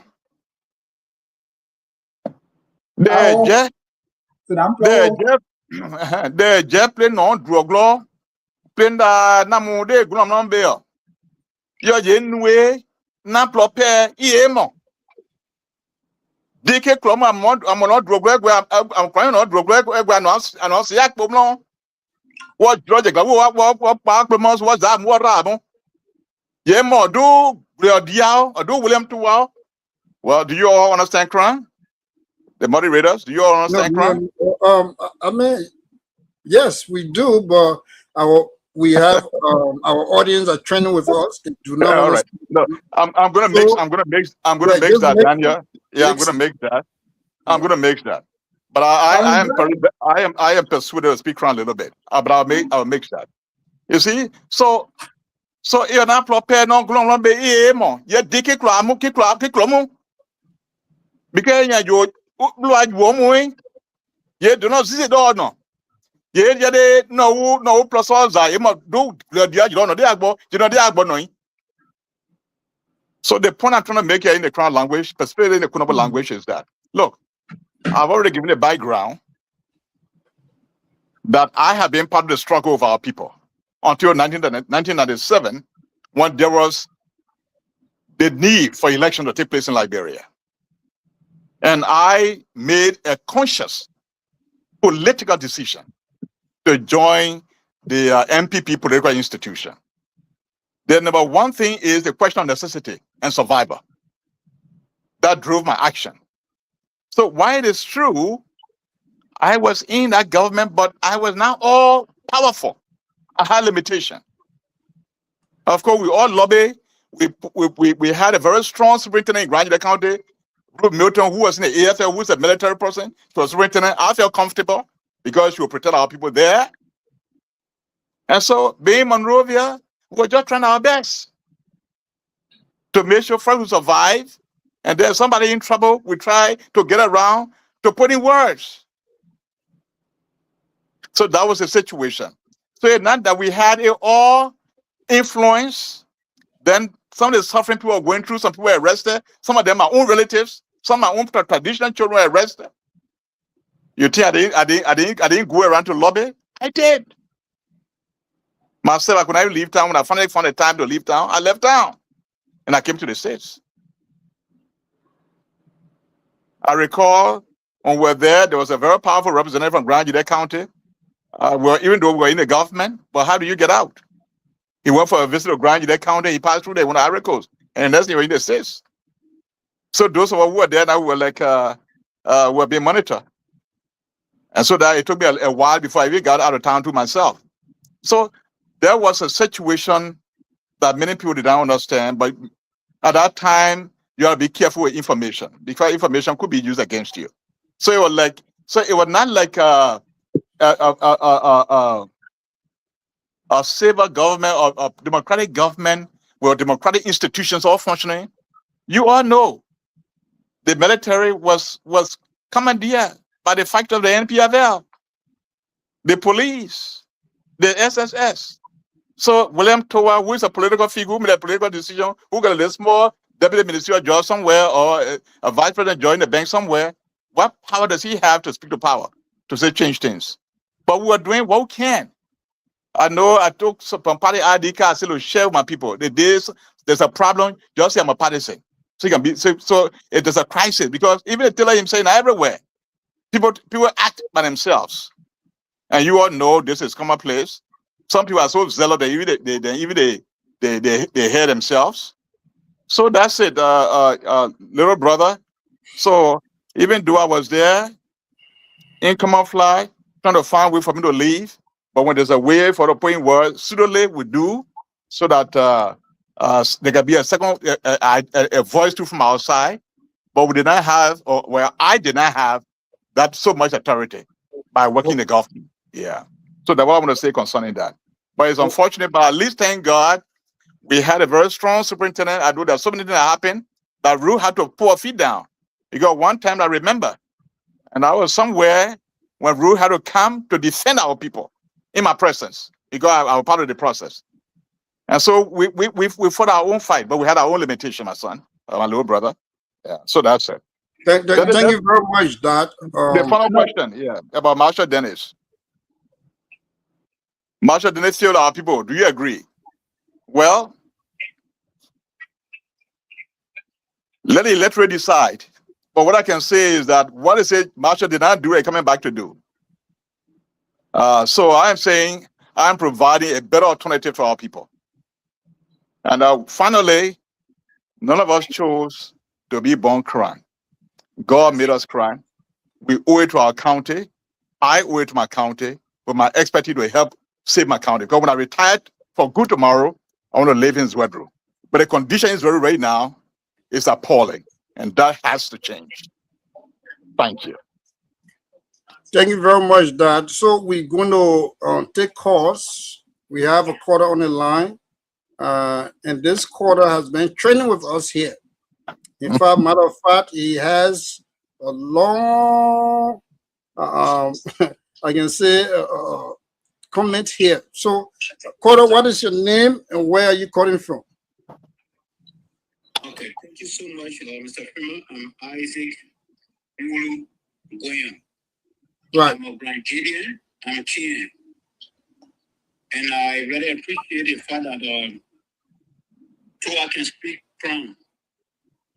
So I'll just speak in Crown briefly, then I'll come back to the English vernacular. Yeah, go ahead. You have 2 minutes. I'm sorry, I didn't get a name of the caller. I didn't get a name of the caller. Hold on. Isaac, please hold on. Dr. Towah wants to know your name. Yeah, again, I am Isaac Mulu Goyam. Okay, okay, I got it. Friend, Leroy Madison Goyam. And I got to know you 1994 when I returned to Liberia between 14th Street and so forth.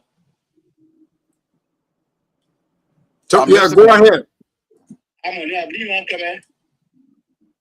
And my day to Adio Abibu, I'm to go to our or under Iran Madison Goyam, the late representative of Grand Gedeh County. On the day, you're 14th Street, Sinko, your rebel camp, they bomb you. You will declare it right now. I'm the Towah, I got to know you 1994 when I returned to Liberia from the Ivory Coast. You deliberated and you give a long history of your resume and your connection with the Liberian government during the Liberian crisis. And I want to tell you tonight, as well as your academic background, I actually grew Graham. Prior to the Liberian crisis, I attended the Bishop Gedeh High School. 1990, I was in the 12th grade in Bishop Gedeh High School in Zwedru. September 9, when the captured Samuel Doe, 4 p.m., when the BS, we all took food for the Ivory Coast. I remained in the Ivory Coast in 1994.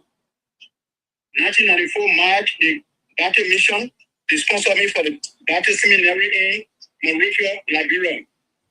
When I got to Liberia for the Baptist Seminary, they told me to go back to school to obtain my diploma, high school diploma. And when I went to the Catholic Secretariat, they found my record from Bishop Gedeh High School. And they enrolled me at Cathedral Catholic High School. Yeah, Mr. Brown. I'm coming to sir. Yeah, okay, but you have 2 minutes, sir. And I want to tell you, I never put myself with any rebel fashion, not a hair or gun. So we want people with good character to lead Grand Gedeh County. And if anything we speak to tonight, we have the facts. Do you have a question? Yes, I'm coming to my question. He introduced himself. So I'm trying to tell you that none of us here tonight, especially that with any rebel fashion, never did we betray our people. So after I graduated, we were to enroll at the seminary, but Towah and Kurma War made us, we did not go to the seminary, the Baptist seminary, along with Taylor. So I have explained tonight our policy, political policy. He's not telling you the truth. I told you I knew him when you were going to Iran Madison Brown, which you cannot deny. You were with Johnson and Nkrumah at the time they were one unit. But when Johnson and Nkrumah broke out, Towah defended Nkrumah. And he did not come back to town after now he started speaking on our community radio station. All right? Just recently, your own print did not show. Claim that you were what you have been saying about me. I went to the Nkrumah, I went for just for how you said it. For reconnaissance. Who sent you there with your reconnaissance? Nobody sent you. Did you consult Philip Common? Did you consult Dr. John Bullet? Did you consult Lucifer Johnson? Did you consult Tekria? All these people that were defending were in the barren. All right. 30 seconds, Mr. Grill. 30 seconds. Until what we went through in our barren, we went through it. It is by the mercy of God I'm speaking to you. All the mother gun that were being dropped in the barren will kill some of us today, and we won't have been alive to speak to you. Now you come, you want to be a senator for Grand Gedeh? Thank you very much, Mr. Graham. You can. I will invite you on a show, and every Grand Gedeh can come so I can debate him. All right. Thank you very much. He's going to respond to you. Okay. So you got 2 minutes. There are other callers. I gave you 2 minutes, and you narrated. Yeah. So if he comes on and he doesn't approach it right, I won't answer him. all right, but look, you are at liberty to comment here in the comment section. You already started doing that, but there are other callers. All right. So thank you very much for your contribution. All right, Mr. Graham.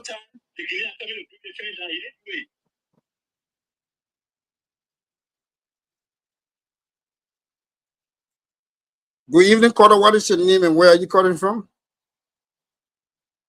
I'm calling.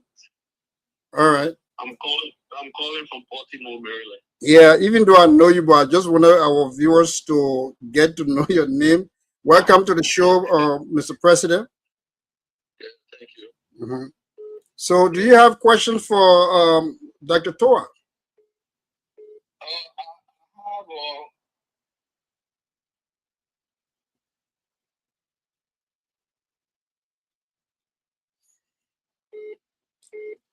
Oh man, a lot of callers coming. Can you please lower the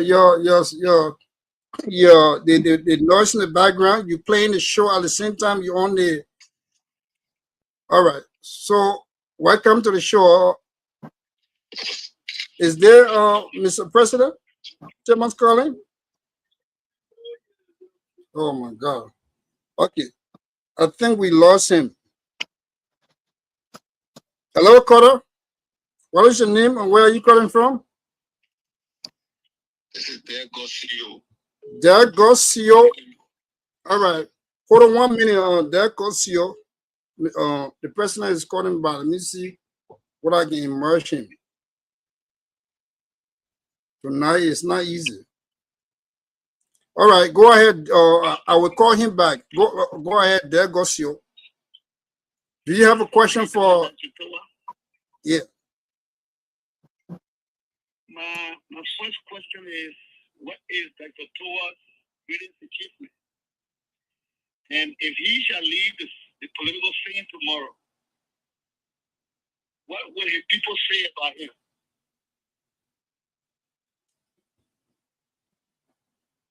Okay, I'm not sure if I understood the question. Can you repeat the question, please? Gedeh HotSeat, please repeat the question here. All right. The first question is, what is Dr. Towah's greatest achievement? If he shall retire tomorrow from the political scene, what will his people say about him? All right. Can somebody please relay the question for me? Brother, can you relay the question? Yeah, so he's asking, what is your greatest achievement? And if you relinquish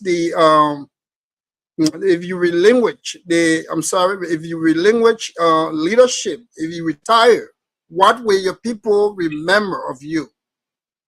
Okay. Thank you. I got it. All right.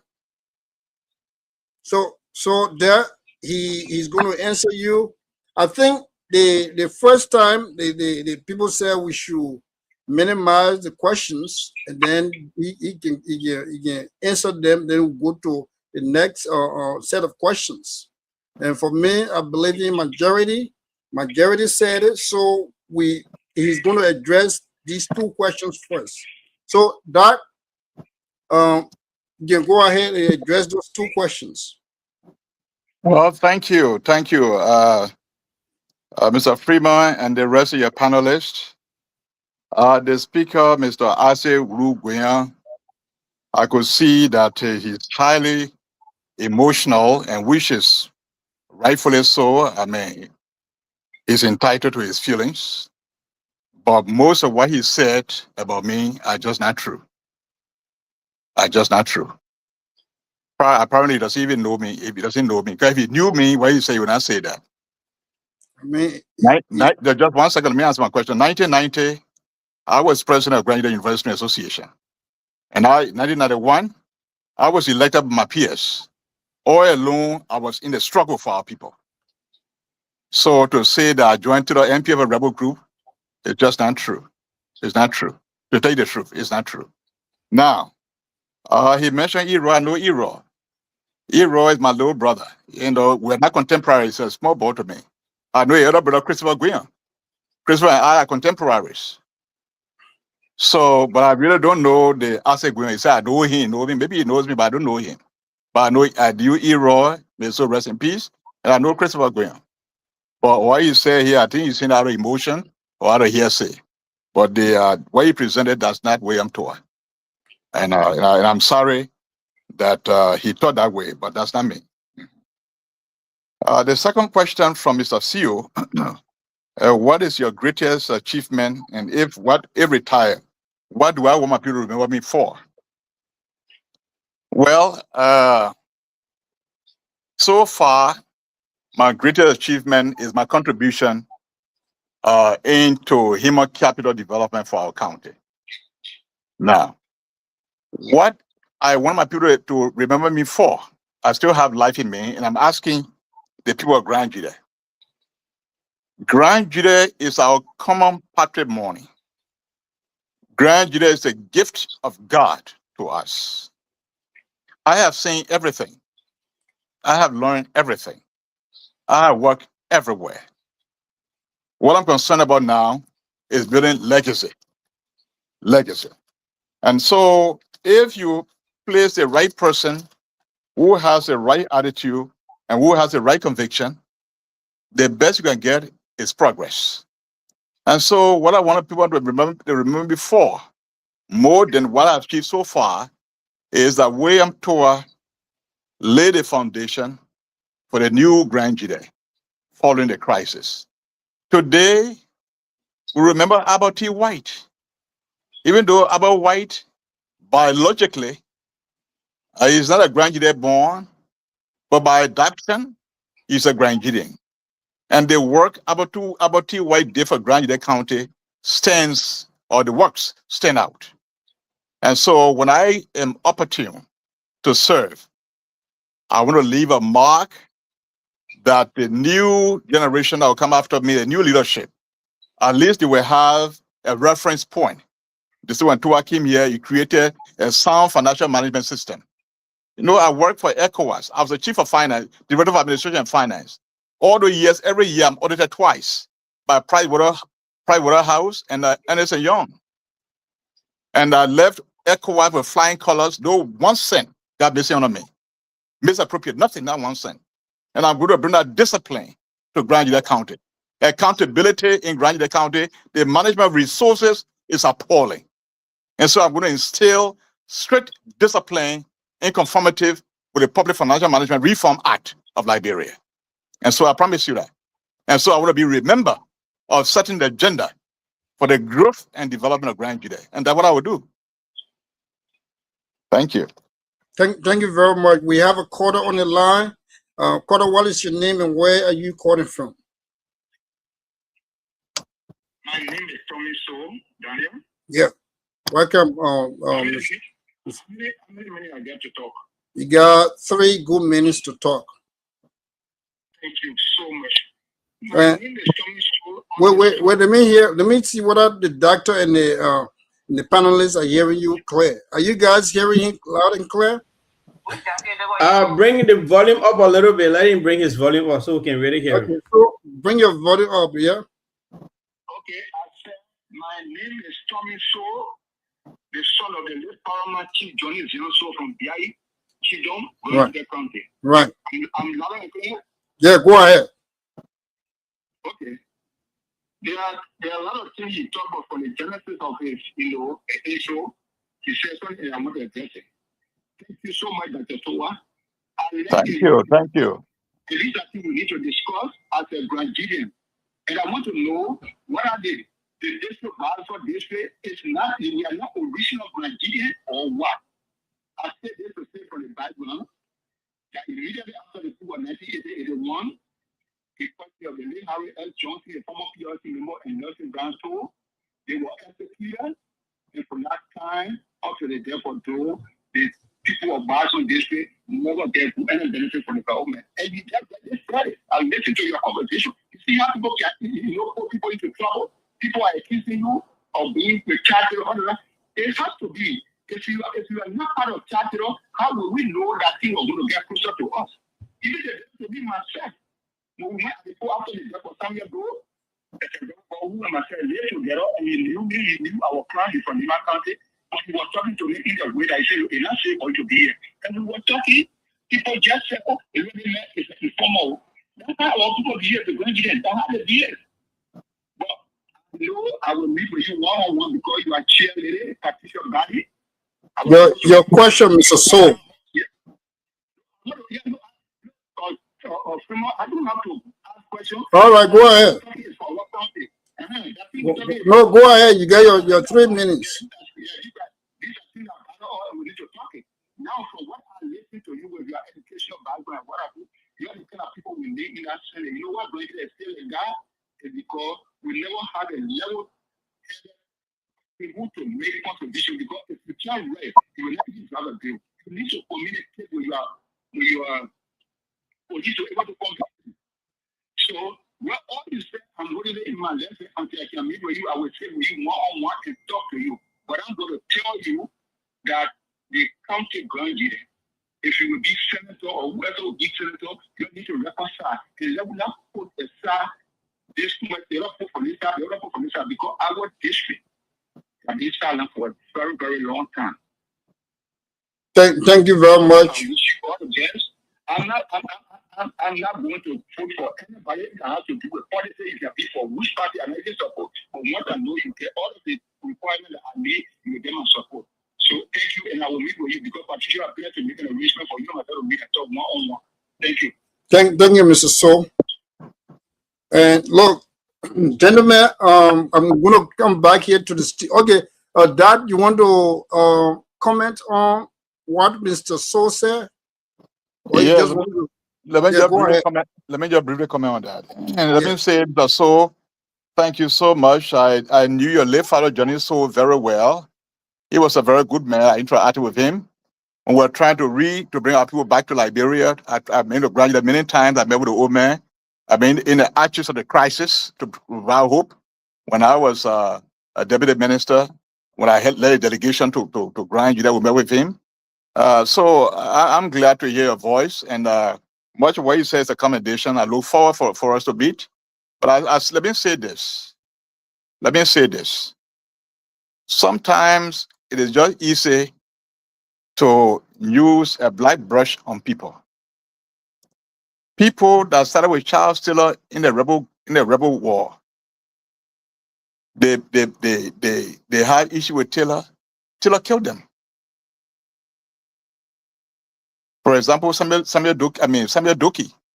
So you think I, William Towah, you think I have so much power? It was a question of survival. And I said this. I was a minister, people know me. I had no hiding place in Monrovia. You will have to be tactical.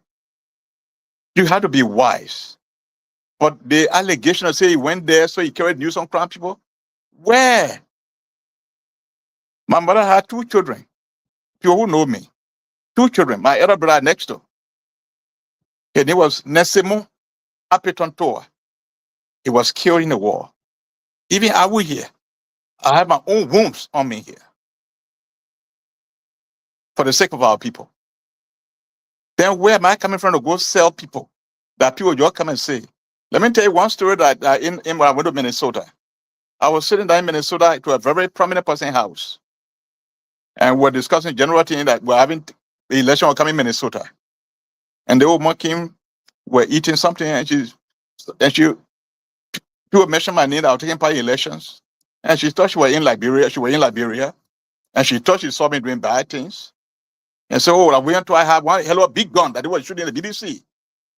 You will have bazooka in your hand. And she went on and on. So when she started talking, people started looking at me. So after a little while, I asked her, I said, but do you know William Towah? She said, yeah. I said, you see William Towah, you know William Towah? She said, yes. I said, I'm William Towah. She said, no, you're not William Towah.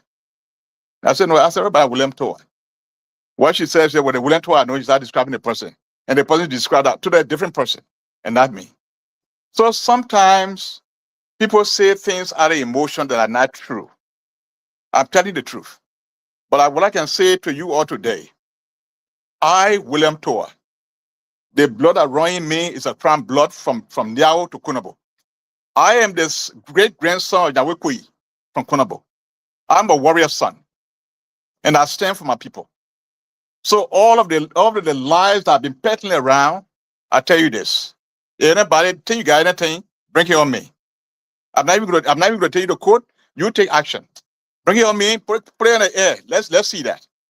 But what I want to say to you all today, all the things I've been saying, because I will not go around when I hear it, when I go say it. Now I appear on the show, I say I bring all the questions, and I'll take my time. I will not be emotional about it. But that's not me. And this is why I would not run like a rat to go hide on a rock, because my conscience is clear. And so anything anybody want to ask, can ask me, but those things are not true. I am a real fighter and I fought for our people. There are some things I can say, I don't want to say in the air here. But with me, what anybody want to see, that'd be one-on-one in a small group, and we'll discuss. Thank you. Thank you very much, Dad. I have a caller on the line. He was here first, and then he dropped. Mr. President, welcome back.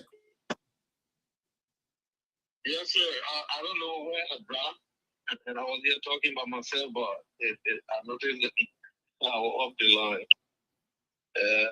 I'm Tillman Collins again, and I just wanted to do some clarity, like I said, because at that time I was in government. I was in government up to the time they had the April 6th war, up to the elections, as a matter of fact, before I left.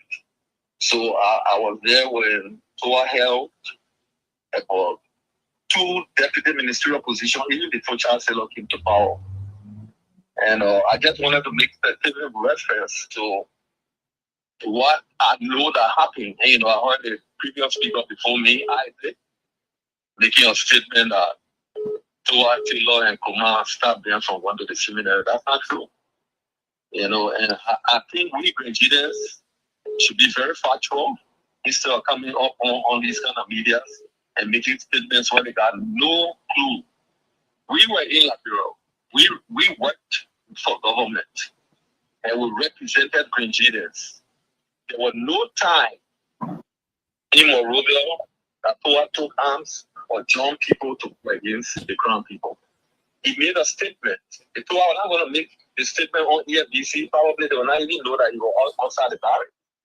But the very Towah that they're talking about, he has a bullet wound on him that he will explain for himself. That his spokesperson defending Crown people. He was shot. Because when we went there, when we established the Grand Leader Youth Development, he was selected to be our leader. And then we saw all these things, those things people were trying to rebrand the image of the Crown people in Monrovia. That was our goal. That was our objective. He spoke about it. And I just wanted to do that clarity, If we have young people, especially Grenadians, not even young Grenadians coming up, and they're trying to take positions, let's talk about what they can do for our country, because we live in the Republic of Liberia. Instead of creating conditions and saying things that you don't even know about the person. I was in Minnesota. I was the founding father of the establishment of the Minnesota chapter. When Towah moved to the United States and we had that election, something is right. It went for almost a year. The reason why most of our people were divided in Minnesota was because people had all these false rumors going around. Towah was fighting, he was with Taylor and all that. Can you imagine Open Sarah's Cooper, the late Sarah Cooper, the late Johnny Galley, and all these elders, including the late Mr. Fla, the late Peter Cooper, all these people were strong supporters of Towah. These people are patriotic Nigerians. You think they will look at Towah and know that you are killing people in Great Britain, they will support him?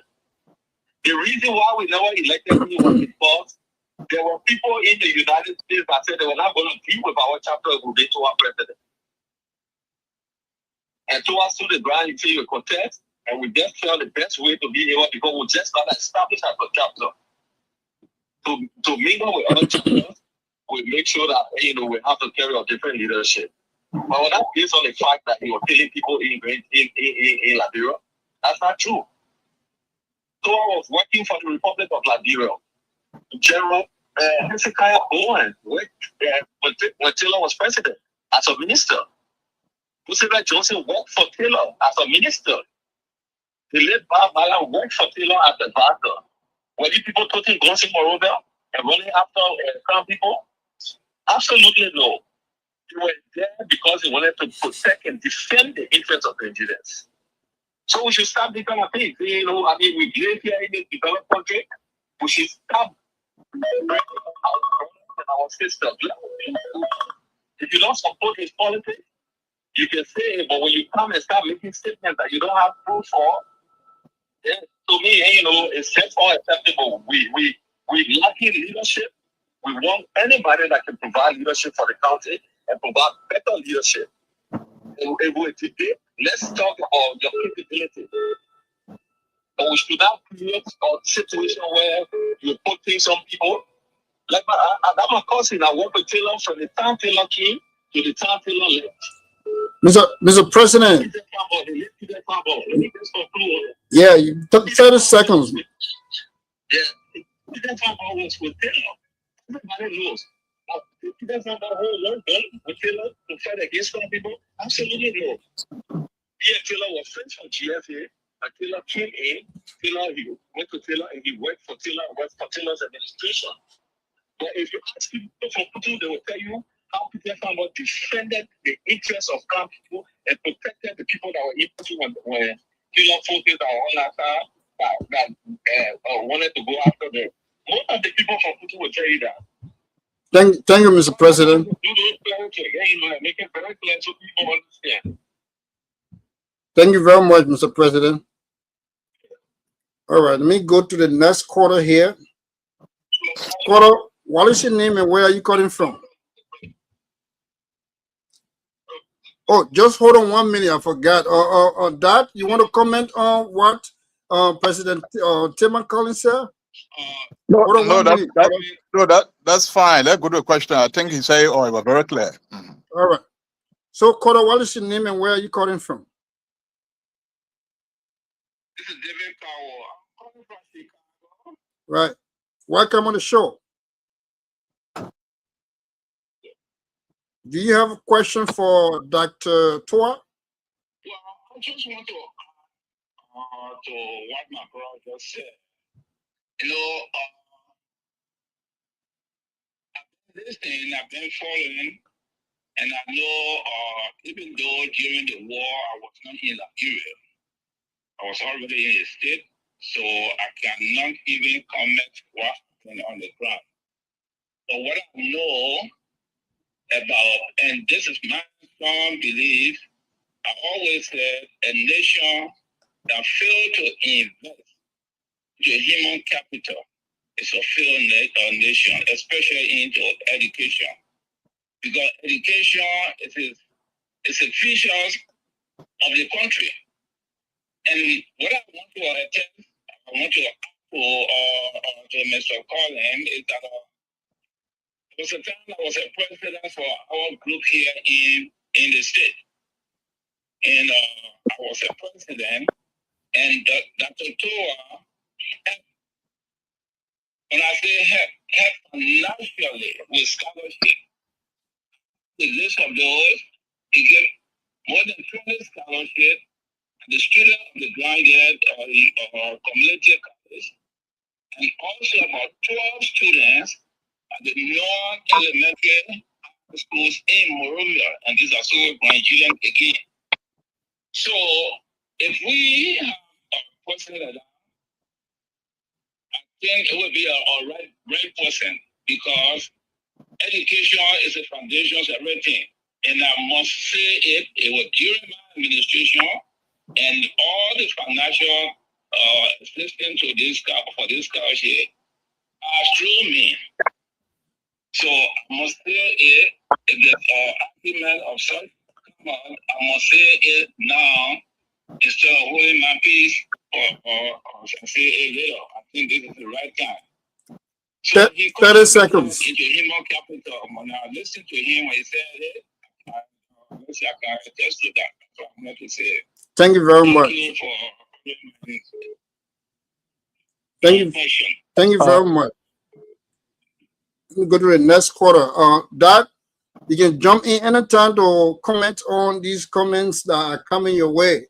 But let me take this call. Quarter, what is your name and where are you calling from? My name is Gedeh. I'm calling from Philadelphia. Yeah, welcome on the show. What do you want to say? Do you have comment or you have a question for Dr. Towah? Please, what's the name again? JJ Dennis. Oh, JJ Dennis. Okay. Trying to get here to ask this question. Right. The electricity that is in Grand Gedeh. So the electricity is provided by ECOWAS. And he was working with ECOWAS. Daniel, please bring your phone closer to the speaker. I mean, to the mic. Go. If you know something about it, take the word. You used to work for ECOWAS. Dr. Towah, did you hear him? Well, I heard about electricity, but I didn't understand the question. You want me to say something about it to expand a little bit more? Is that what the question says? Can you kindly repeat the question, please? Yeah. Repeat yourself, Mr. Dennis, please. I'll say, I heard of the electricity that is in Grand Gedeh is then provided by ECOWAS. Right. So he worked with ECOWAS. Does he have any idea how the great electricity got in Grand Gedeh? Oh, okay. All right. Okay. Okay. So is that it? Yeah, that's the only question I got. All right. Thank you, Mr. Dennis. I'm going to go to it. Dad, you want to take on that? Yeah. Let me make a little comment. Let me make a little comment. But do you have somebody online already? Yes. Okay. Let's take that. All right. So, Kora, what is your name? Even though I know your name, what is your name and where are you calling from? Yeah, good evening, everybody. This is Honorable Gedeh calling from Phoenix, Arizona. Yeah, today, welcome on the show. What's the name again, please? Gedeh Better. Okay, Gedeh Better. Okay. Welcome on the show, Mr. Better. What is your question or your comment? You know it. 3. Thank you, Mr. Host. I call in to give advice to our fellow Canadians. I believe the 2029 senatorial and general election coming abroad, it is not prosecuting war crime court. It's all about ideas. It's all about who fights for the needs of our fellow Ghanaians who are suffering in the country at large. In the electoral process in Nigeria, when we prosecute wrong crime code, most folks that are working for the government, including the state, would be inferior the country and not be the president for the country. Absolutely. So when you come with this line, question sensitive issues that matter most to the people, not that you know. I was supposed to who's your taking the county and compare. Our future generation will come. So if you have any different thing other than what is in the process, you can further in a legal way. It's a premium. Yep. In America, when people go to federal,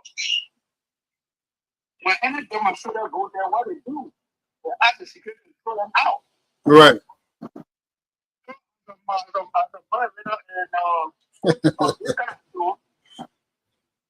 If somebody gives me, and they're not going to faithfully and wisely do the thing together because of the how to participate, you cut them off in the way of putting the demonstrator out of the town hall because you don't want the candidate or the person having the town of the arts.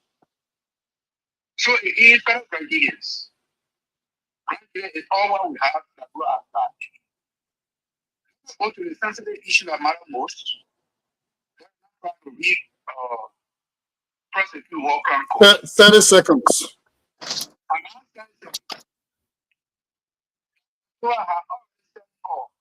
He lay out his credentials.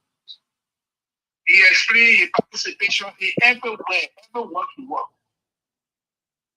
If you disagree with him, bring a candidate to have competition with you. Thank you.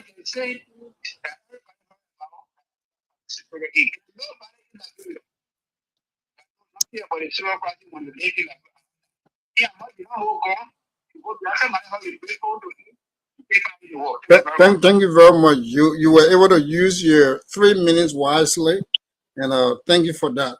Doc, I think I'm going to turn it over to you. Yes, then I'm please. going to come back to the studio here. My panelists here, they are all waiting patiently to ask their questions.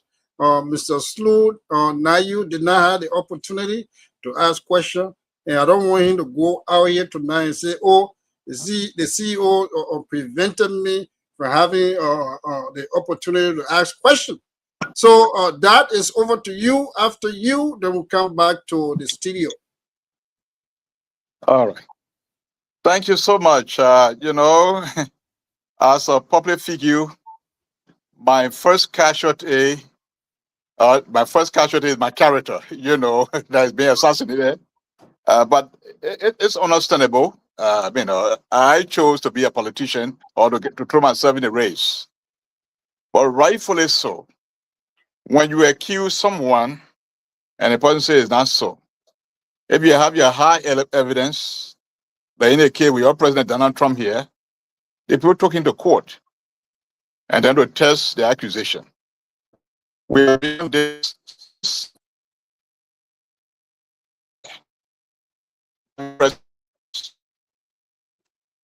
coming back. I explain.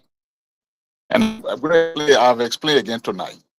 But I'll say this to you. Evidence, you see a guy anywhere, there's no evidence anywhere because we don't talk on BBC anywhere. I never. So I heard somebody the other time your program that we got it on YouTube and on BBC. There's nothing on BBC anywhere. So when you have Nothing there. They didn't bring it yet. Deuce it, yeah, because I know myself. Probably you don't know, all of you don't know, some of you don't know me, but I know myself. And all the time people said, that's not where I'm to. I know as a young man, I was tough. As a young man, I was tough. I may have stepped some corns because I did with some of the big brothers. And I said, the crown people, they're not warriors to be fighting for Liberia, to be hired to fight. And so I didn't want a situation where the young people die, then we had the old people. And so I detested just fighting. And some of the big brothers had a problem with me. So some of these are in the one who started from there. But again, I am speaking to you all today. I'm William Towah. Some of the stories that some people are painting about me, that's not William Towah. So I want to say thank you so much to Mr. Collins for his input. I appreciate it. If there's anybody that knows me a little bit, even though we didn't go to school together, back home, I went to school in Monrovia, but we all met during the difficult times, and we all survived the crisis. Can you get my pastor in the room? My phone want to go off. Yeah, my bed. Yeah. You see, so so that's it. So thank you so much, Mr. Collins. Mr. So, thank you also for your commendation and for the brilliant ideas you made. I look forward for us to meet. I want to say thank you so much. The comment by Mr. J.J. Dennis, electricity. And I say before, when ECOWAS took a decision that look, the people of West Africa are not feeling ECOWAS. So ECOWAS took a decision that this time around it will be ECOWAS of people. So ECOWAS identified 4 things that ECOWAS will do so that people of West Africa will feel ECOWAS. One of them was to have one passport, so there'll be no visas, free movement. The second one is electricity, because there are some countries that got more power and we can share the power. The other one is communication, and the other one is roads. You will see some of the road, the recent Grand Gedeh road is relevant because Grand Gedeh road is part of the ECOWAS road network. So whatever the situation, the Grand Gedeh road will be part and parcel of any strategic engagement. So as I told you, when I joined ECOWAS, the electricity was one of the things that we were funding for, and I was instrumental in negotiating the funding as achieve a budget. And so we play a role. The plan was Corin come to Liberia to Danane, Nimba coming down. Of course, Grand Gedeh was part of the process of Plan B. But I mean, we did what we can do. This way, a county or the country can have a son somewhere. I play a part. That plays Grand Gedeh on the Plan A. Because Grand Gedeh has the longest borderline with Cote d'Ivoire. And so if there's power coming from Cote d'Ivoire, if there's any region that will benefit, it's Grand Gedeh. I just made a case. And I can say to all of you, my head does not fit in anybody's mouth. I think I'm prepared. I've reached the age. All I want now is to give back. So my coming to be senator is not that I want job. I don't want job. If I want job, I retire from ECOWAS. I come to the States. I travel to the US anytime. In fact, there's some university that offer me a job. I can go and take a job and live in America and get my retirement from Social Security here. But I decided the strength like I have in me to go and give back to Grand Gedeh, to fix that place up, because when I retire, I want to live in Grand Gedeh. But the way the county is being run right now, it's just not good. If some of you feel satisfied, well, I think it's not good. But I got an idea that I will share with you in my last word, for which I came to the States to talk to all of you. And I think the hope for Grand Gedeh, to change Grand Gedeh, are the people here in the diaspora. Because in the diaspora, you have the education, you have the experience, the expertise, and you have the wealth. But we'll come to that. So I want to say thank you. Then quickly, today better.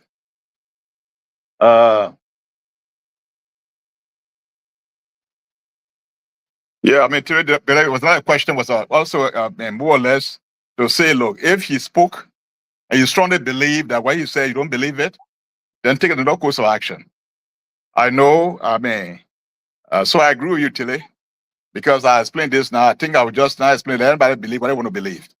I speak much on this subject. I'm not going to speak on the subject anymore. Why it is true, I think my people deserve to hear me. But I can't keep saying one thing over and over. So this is why I've decided to come on the shows that are predominantly crown. So so if you don't believe it, and you think you got facts, you got evidence, then some of you are saying, take your evidence to court. Let's go to court. But one thing I want to tell you is that this heinous crime, the Truth and Reconciliation Commission went all around the country, came to America here, collected statement from people. If anyone felt so strongly that these things are talking about William Towah did it, I think we have just reported to the Truth, to the TRC. TRC had all the infrastructure to investigate anything. They can even go to BBC and check. You could have reported it. Then I would have had the opportunity to appear before the TRC to explain myself. In fact, I really wanted to go to TRC because some of our brothers that went there that spoke, I think they did well, but they did not articulate much I would have preferred. So myself, I tried to have gone there, but I said, well, look, there's no issue against you. We'll call people here that got issue. So the POP strongly that we went to our kill crime people had done this, did that, with Taylor, with Kroma, those people were invited, I mean, had the day at the TRC. They would have taken me there. But the people going around the corner, yeah, they try to do. I said, no, I didn't do it. Try to do it. Then all this thing, when will it come to an end? So those of you that got your facts, please do me a favor. The courts can address that. I think I'll give you the opportunity to hear my side of the story. So you have heard my side of the story, you don't feel convinced, then you can take the next course of action. The last time we were running, I said, I'm asking that I'm running. When people are running, when I came to America, nobody said we want to kill people. I was here paying my money. When we were election, I won the election. I became member of the board of directors. When we went to say you want to be president now, they all the team coming around. So it was not in good, it was not with a good intent. It was only designed to malign me so that maybe somebody think that I become a president here and there. We went to our minister by whom we went to a kind can't be men with oil again. So it's not with good intent. But I explain myself. So that's what I want to say. But I respect every view. That's why I'm not emotional about it. I take my time to explain. But I think I try so people can understand me. But I would not just keep explaining. At some point in time, if you have your facts, I think take it to court. But one thing I will not do, I will not take anybody to court because I don't think that I'm in the race I'm running. I don't think I'm going to take anybody to court. But if I explain, you don't believe me, you get your own action to take. But if you take some action to the point that I feel I take legal action, then I will. So that's what I want to say. Yeah. Thank you very much, Dot. I'm going to quickly go here and call our panelists. I think he has his questions. Mr. Nayu, are you ready now? In fact, I'm going to open your minutes. Speak as you want, because the doctor is here tonight to answer any question. Go ahead. Dr. Towah. Yeah, let me try to find my pen. Just 1 second, please. God, I know you got a great question you want to ask me.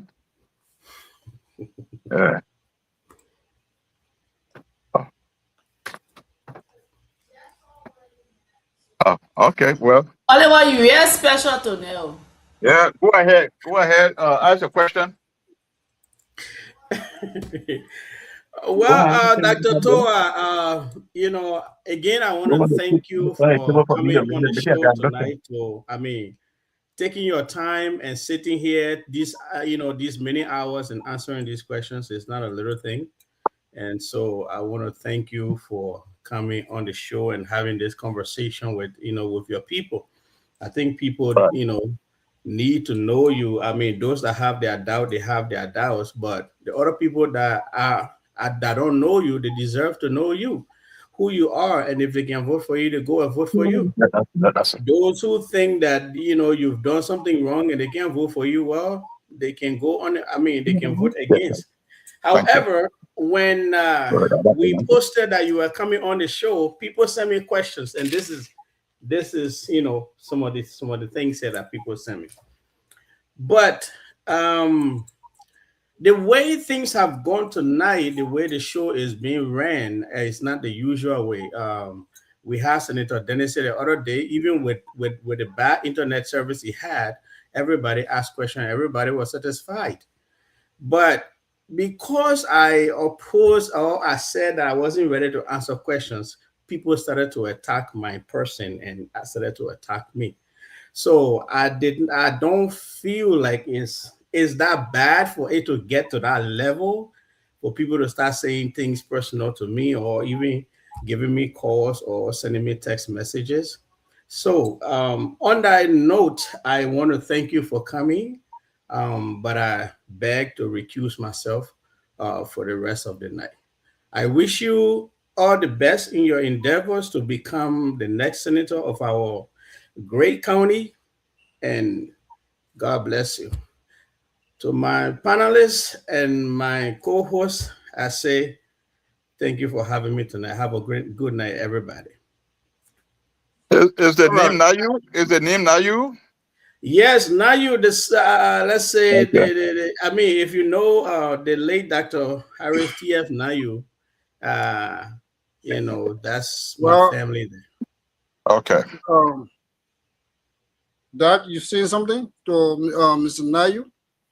No, let's take other question. Then I'll just combine Yeah, them. yeah. So let me come to the female here.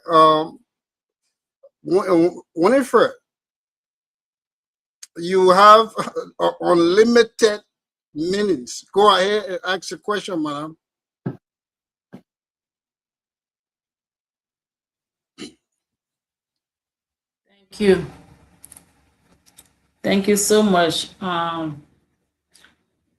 Chief Dr. Towah. Again, I'm Winifred Aduchie Dolo.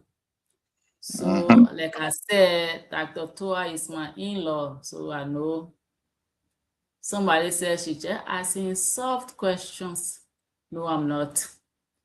So my first question I asked, and I like the way Dr. Towah answered it, but I have a follow-up to that question. Okay. So all of the good things you said that you will do, is there any way now, since you are not a senator, that you can make an impact in that direction, or you still waiting to be a senator before you can make an impact? Okay.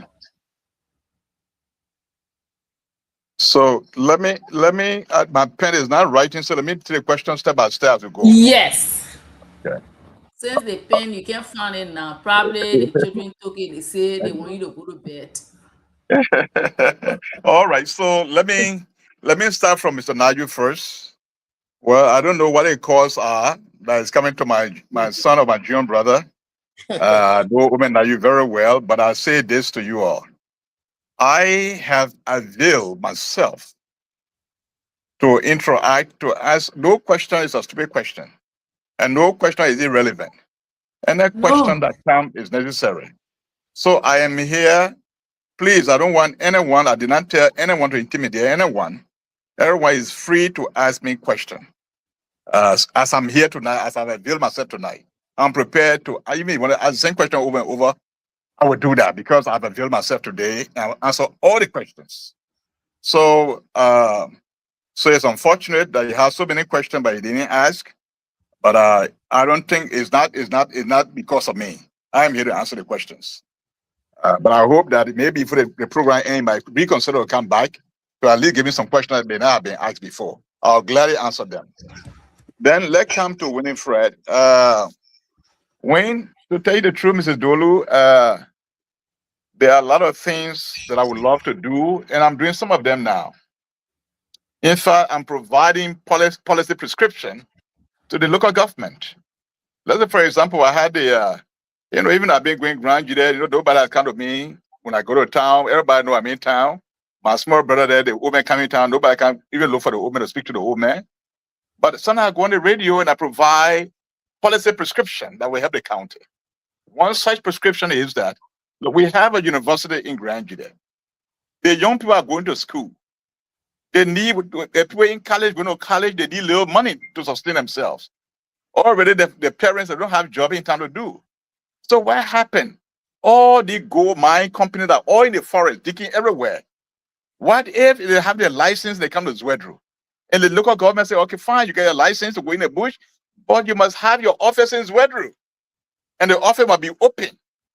Some of these people have their offices, whether 30 companies, 25 companies, when each of them have their offices, they will employ some of the young people that are going to colleges and that are going to college.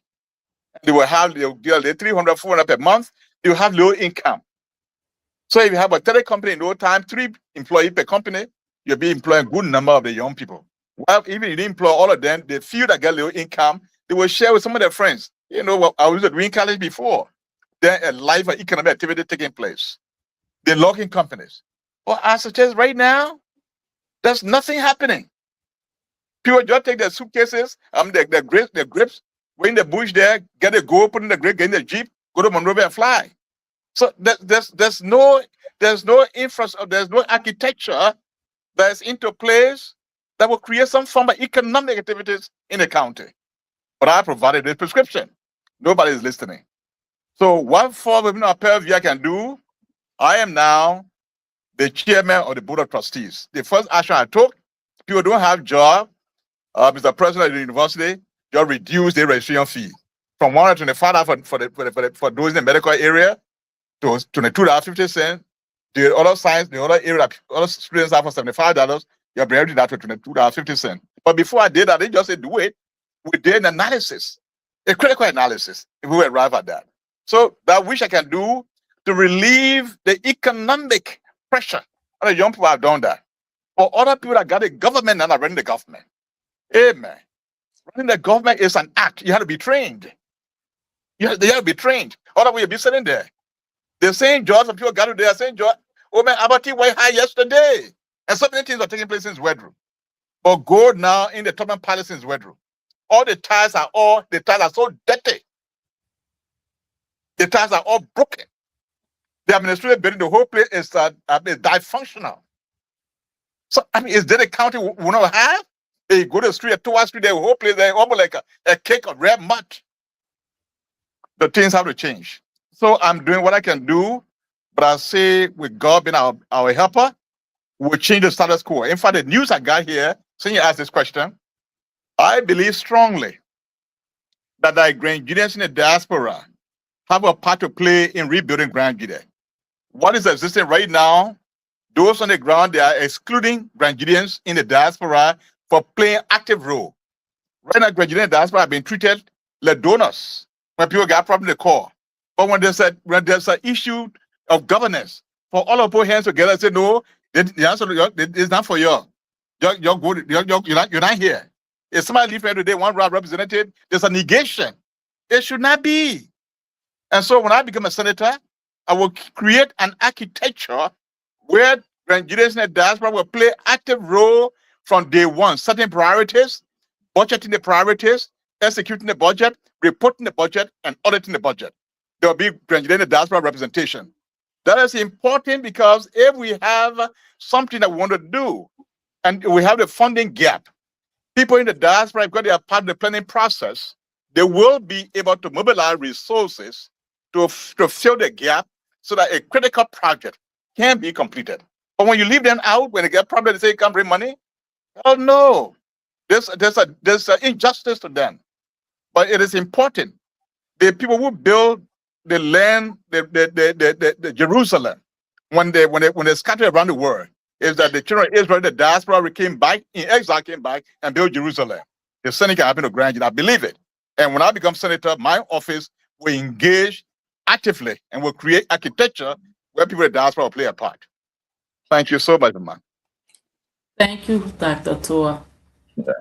So you have another question on Winifred? No, I rest my case. I wanted to give Oliver all the opportunity, but he ran away. So look, Oliver is not ready. For me, we don't hold people when they're not ready to do stuff. The same way this platform, we don't suppress people's opinion. CEO! We do not hold people, we don't force people to do what they don't want to do. Mr. Todi, I'm coming to you, sir. You have all the minutes to ask your questions. All right, so Dr. Towah. Yes, sir.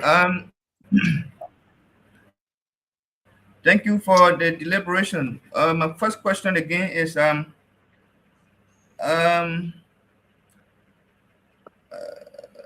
how will you balance local interests with national priorities if you are elected as senator of Grand Gedeh County? How will you balance local interests with national priorities? Question number 2. What opportunities will your policies create for we, the young people of Grand Gedeh County?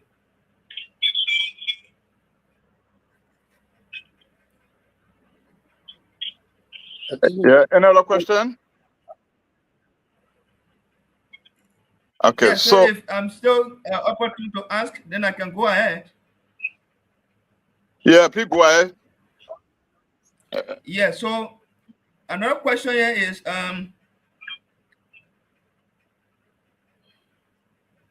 how will you address unemployment among the young graduates of Grand Gedeh County? Okay. I think So these please, three what's your name again? are What's your sufficient name for now. again? I Please, am what's your T. Calvin Jr., a son of Kunamo from Duet Town. Okay, Mr. Tude. All right, good.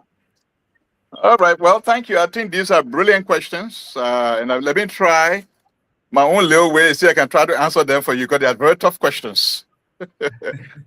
Let's say this way. Local interests vis-a-vis national interests. How do I prioritize them? As a senator, in fact, the senator, those selected from the county, the senator also serve the national interests.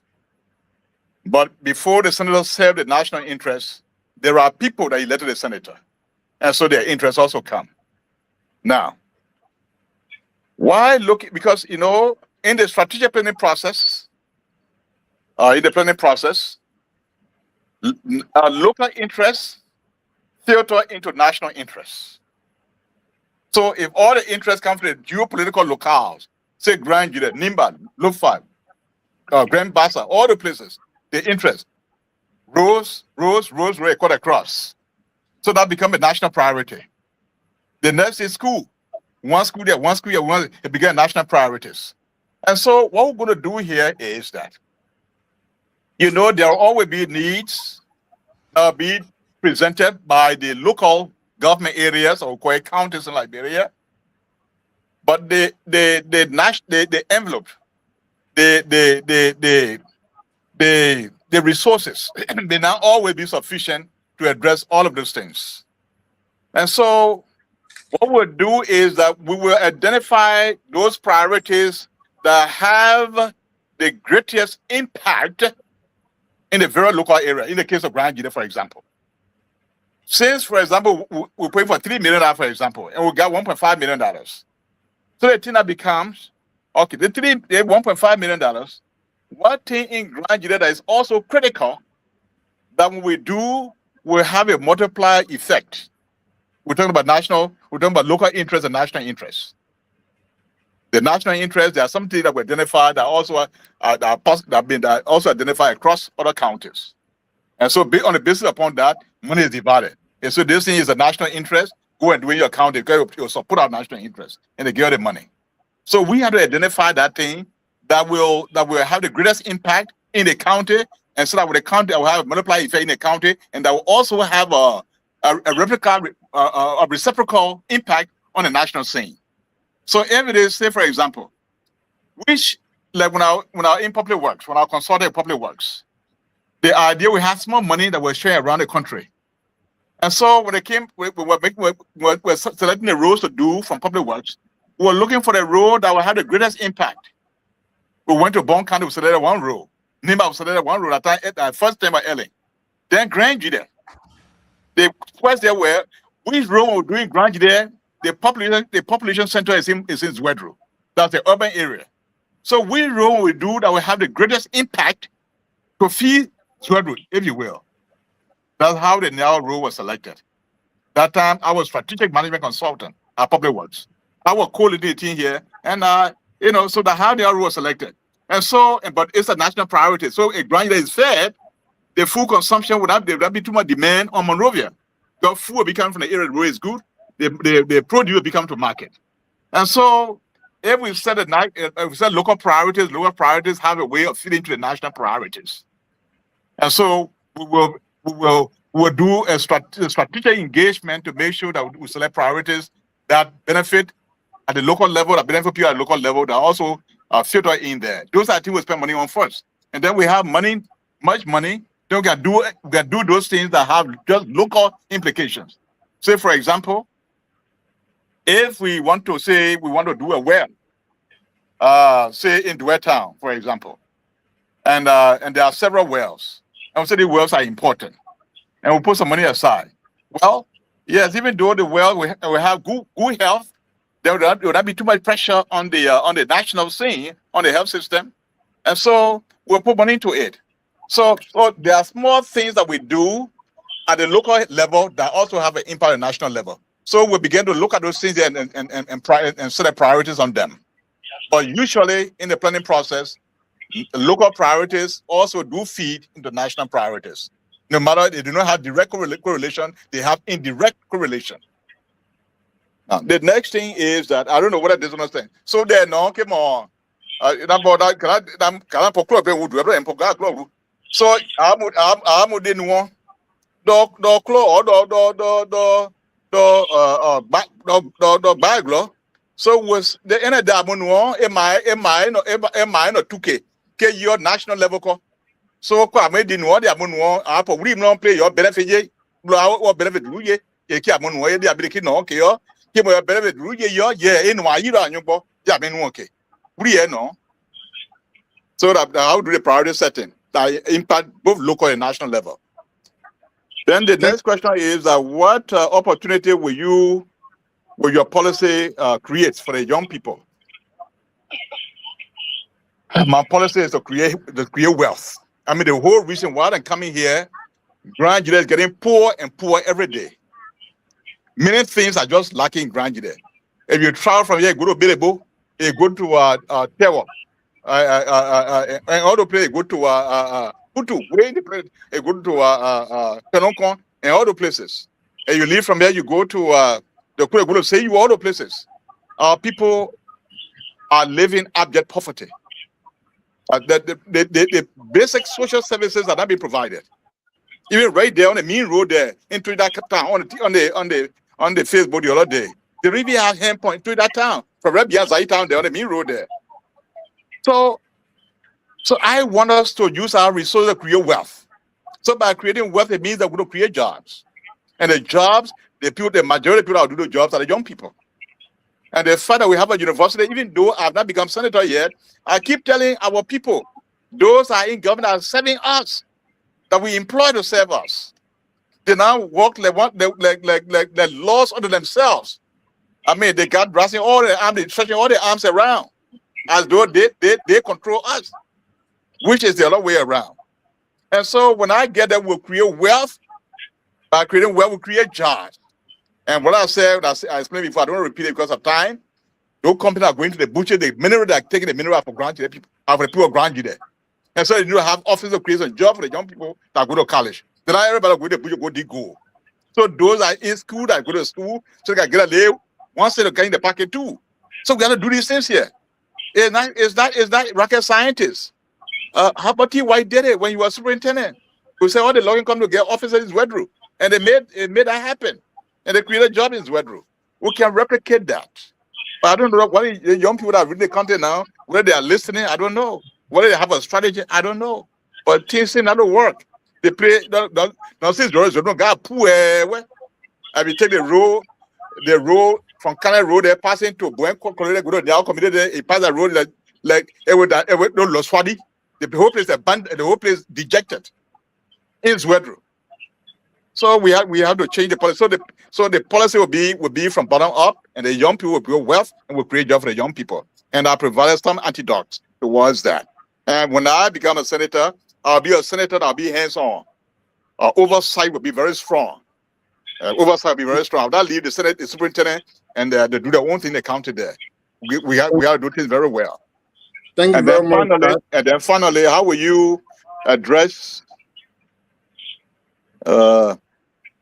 I'm not sure I've got the last one. Unemployment. How will you address unemployment? How will you address unemployment among young graduates of Grand Gedeh County? All right. Well, I've said it, but all we have to do to address unemployment, we have to tap into our economic potential that we have. We have minerals that people want. All the companies are going there. We're not managing the companies.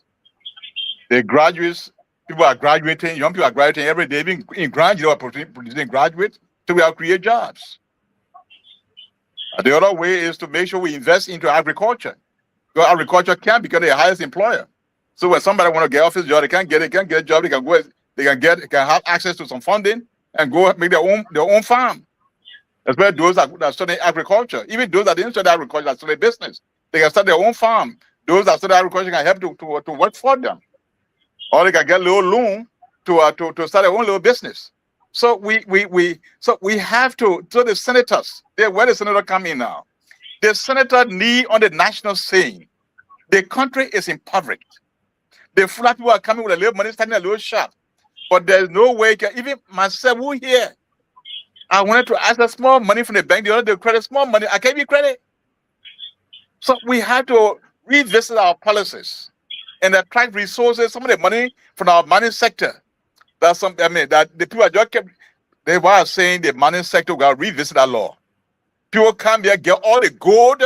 They go by, they put in the bed. They got private jets at the gold mining area or helicopter. They just fly out. Those things have to stop, so that the money we get in from there, we can put some escrow money somewhere that can be like the loans to get people to do businesses, so that we can grow the economy. The economy can be homegrown, so that we can empower our people. The other day, the users said they are pulling out. People are crying that there will be chaos. There will be chaos. People be dying in Africa because the donor money is so important. Since the US took the donor money, are people dying in Africa? We have the capacity, but we have to do targeted infusion resources in the market to benefit our people. And so Liberia is not poor. Liberia is not broke. The problem is management of resources. And so they're where William Towah come in. Because these things people have to be trained, man, people. Why you don't know it. And so what I'm saying here is that the young man that I want to say he must sit down and rest. He has played a part for over 20 years now. It would have been 24 years by 2029. Let him go and sit down. They think he about it. Let him go and sit down. Yeah, we gotta fix that county. We gotta fix that county. The young people are suffering. Yeah. Thank you very much, Dad. Okay. I have 2 quarters. Calvin, you raise the kids, right? Theo. Yeah. Will there be a time for questioning again, or this is the last? We're gonna have a last question, then he can close. But let me come on the line. Then you can take a call. I thought. Yeah, let me come on the line. We have 2 of our followers here. They've been waiting patiently. Jojo, you the first quarter. Yeah, so I think you playing something in the back. You want to lower it, and then you ask your question or make your comment. Oh, okay. Well, then the other quarter 701-484-8264. Please mute yourself.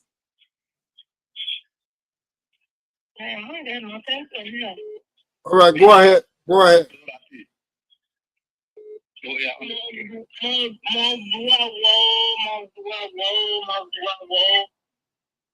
Oh. Hello, Director. Wonde. And welcome. My name is Joseph Campbell, National Poet, National Chaplain. Yeah. You are welcome. Thank you. My question is very simple.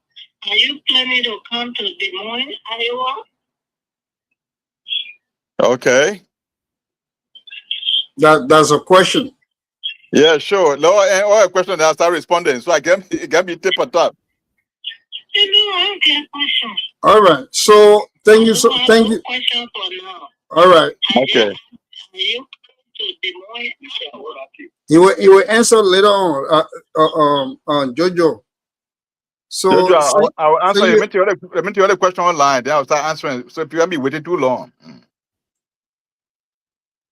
So let me go to the next quarter. Your number is 701. The last 4 is 8264. Welcome to the show. Good evening, Mr. Freeman. Yeah. You and your crew. This Mr. Bill Jesse Rowland, calling from Forest, North Dakota. Welcome to the show, Mr. Rowland. Thank you. And welcome, Honorable Dr. Towah. Welcome to the great land of liberty. Thank you. Thank you, Roland. Yeah, my question has to do with, I think other people might ask, but we're not online. So I just want to I see question. Maybe somebody might ask you. My question has to do with you making a preparation to go in the race from 2020. What is it that you're trying to put in place when it comes to our young people now back in? Many of them like ride the motorcycles before they can get a daily meal. Why is the plan that you have for them? Question two, have to do with you work with aircraft. Before working with aircraft, you work with other institutions in Liberia before you go with aircraft. What the heck that you are given to the young people of Green Gedeh? That's my two questions. Okay, thank you. Do I have any more questions, Daniel, or should I start answering? Well, I think the two quarters, they just ask the question, you can answer it, then the other two can wait until, Okay, I'm getting a little bit tired now, so they've got to limit now. I'm telling you, yeah. So, yeah. the last two on the phone would be the last one. All right, so what you do, okay, so you want me to jot to the question one time and answer them, or you want to answer these two first? Well, I don't want to be held in contempt because that's what I was doing first. And then the people say, I'm trying to shield you. I don't know how. But anyway. No, that's fine. Let me answer. Let's do what the people say. I'm here for the people. I'm here for the people. All right. So let me go back to Manjo. I mean, please forgive me. I say Manjo. I'm not in a shape or form demeaning you. Sometimes I just want to have a little joke small too because I've been talking too long tonight. Yeah, and the way you asked me whether you come to Des Moines, like you have interest in what I'm doing, so I'm so excited about it.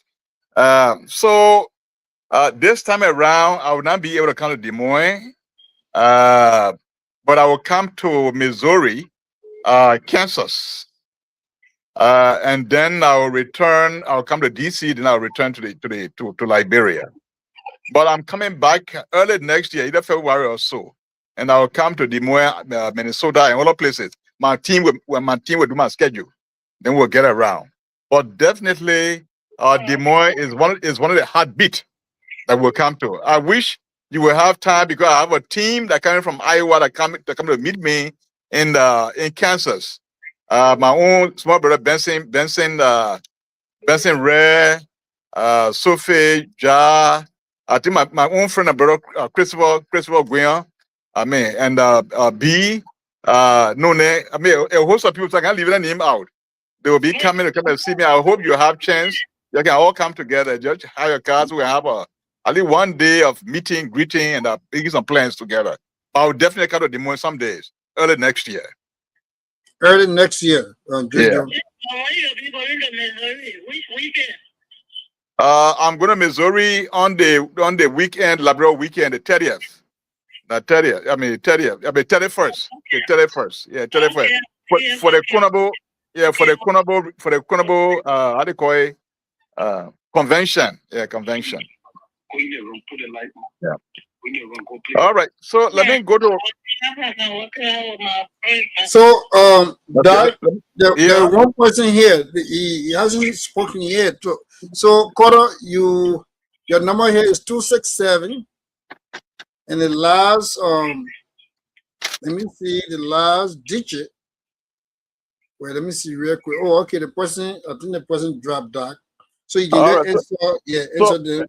Anytime the person comes back, just call my attention. I can just pause. The person ask the question. Yeah. So let me ask the question. You can answer it, and then you do your patent statement. All right. Okay. So it has to do with the national I have 2 more questions. Please, brief one. All right, but let me just ask this one real quick. Then It we has, end with him. That's fine. Mhm. yeah, Okay. it has to do with what happening uh, uh, with the national government, and Mm-hmm. also what you see. Grand Gedeh Association in the Americas invited the political leader Musa Bility to one of their conventions. The convention was held in Baltimore, Maryland. Now, Mr. Bility gave good advice uh, concerning the Putu Mountain. He was telling the legislators for Grand Gedeh County. He Mm-hmm. said, I have been part of the concession agreement of NIMBA. Mm-hmm. And he Mm-hmm. said, I'm advising you people to not go into an agreement without understanding everything that entails within the agreement. So tonight I'm asking you, you have been working in so many capacity. What is it when you are a senator elected? Let's say today you are elected. What can I advise, or how will you proceed with the Putu Mountain? And what is there that you want for the Grenadians to know about the Putu Mountain?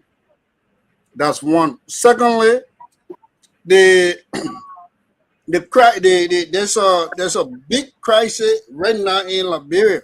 The government of Liberia is faced with a huge crisis when it comes to drugs.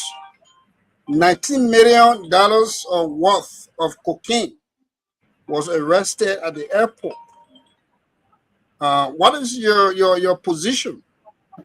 If you were a senator, what kind of role the senator you think the senator could have played to bring the facts, or to bring the people to book that are involved in the drugs of the $19 million drugs?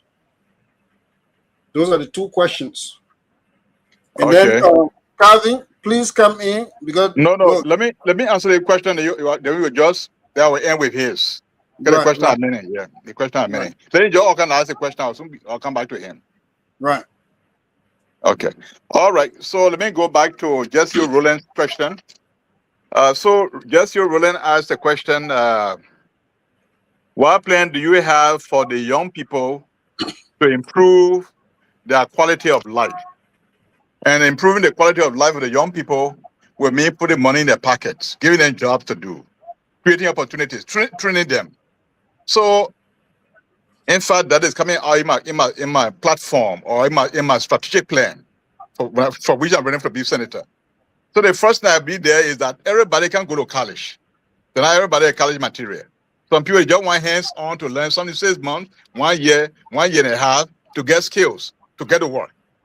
So we're going to create a vibrant youth training programs. In fact, right now, I keep talking about it. Even though I ain't got to wait until I become senator, I keep flagging it.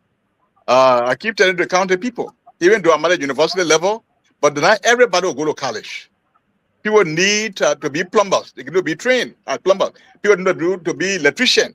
You go get current in the current. I mean, in the county, current be going to all the houses. Then people from Arico will be doing the job. Or people from Monrovia, you gotta be people from the county to do the jobs. So train the people in the wedding to make iron bars. I mean, this thing train the people. So have a youth vocational training. I'm happy that I read 2 days ago about what Representative DB is doing to have a vocational training institute in Basel. I Yeah, think either Town or Zletown, those are big areas. Either of the ones can be to train the young people. So we can have one big one also in Zwedru. We can have one in Ziatown, because these are big cities. So that would be a core. And concurrently, we'll have a robust university program to train our young people, the geologists and all of that, engineering, accounting, teachers, to train them. So these are all part of my plan. And so to answer your question in summary, we will not leave no stone unturned. This thing I already mentioned, plus many more that I will define. I'll define it and I'll give it to you. So tomorrow you will hold me by that. Say Towah, or Honorable Towah, or Brother Towah, or Dr. Towah, any way you call me, I accept. You say you will do this, you're not doing it though. Then you hold my feet to the fire. So it's appalling that some people are senators, but now one day they are giving even a platform that you hold them by. And so I know this is a disservice to us, but I'm going to make sure I'm going to have a platform that will run by, and so you can hold me tomorrow when I don't perform. Then the next question is, what have you done for the young people of Grand Gedeh? Oh, I did so many things. In fact, I did a summary page today that I want to send out, but let me just summarize it. The greatest thing that I've done for the young people is in the area, and for Grand Gedeh, it's in the area of human capital development. I put in so much time into that. Starting with the creation of the university in Grand Gedeh, where I now say our chairman, bringing down the school fees, the registration fees, teaching at the University of Liberia. In fact, when I was teaching at the University of Liberia, I don't need to take pay because I'm already a managing director. My salary there, I just say, if they're anybody from Grand Gedeh, they don't pay the school fees, they have the fee. I say, I just go to the school in the registrar office, I sign in the final office. I said, don't trouble the student, they'll take it from my salary. I did that. So developing the human capacity have been our greatest. You all know just you in the Nyao community. I'm the largest I'm the biggest donor to education, to the point that you have an education foundation that I need in my honor. So I put so much money into that. Even the school in Nyao, the roof in our whole school, I think 16 or 20 bundles of zinc. I provided it to roof the whole school. So the one major thing that I've done, even though I've done so many things, but a major thing I've done is human capital development. And I'll do more. But you will find all of them in my platform. And I'll give my platform before I run. So that tomorrow you hold my feet to the fire, that this is your promise. And promise made will be promise kept. And so you're holding by that. Then quickly I come to Daniel Freeman, Mr. Freeman. National government, what will proceed about the Putu Mountain? Okay, how do you proceed, or how will you let it proceed about the Putu Mountain? And then you give the situation, the analysis of representative, how do you call him again, that representative? How do you call him? Musa Ability. Yeah, Musa Ability. Well, I mean, I think he spoke very well. I mean, I have a young man who's a representative too. I think he's been very well. But I wanted all the representatives to be involved. But one thing that we should not do, that I want to add, our representatives and senators, please do not sign anything without calling your professionals, your technocrats. I am here, and there are so many of us in Monrovia. We are available. Please do not sign any document committing the Gedeh Mountain without giving us the chance to review that documentation, to even have a roundtable discussion, please, because you know the previous contract that was signed before, we were paying a plan to have an intervention. That contract was signed by some people, at least one of which is still in the legislature. That I know, with all due respect, you know, you're not there, but there's one who is still there. They signed that contract behind our backs, and when they went to implement our contract, Grand Gedeh was not served. Let us don't repeat that, please. And I think Musa Ability said correctly. And I want to call on the representatives and Senator of Grand Gedeh, please put your feet down. You got us. When you don't have the time to look at the document, give it to us.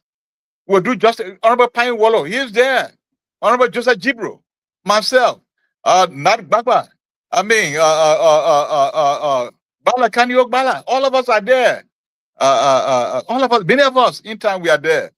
Sunday Ubitus, all the boys, we are there, and many others who will do justice to that document for the good of Grand Gedeh. So please, but if you sign it, you'll be killing us, because before that one that was signed before, it did not serve us.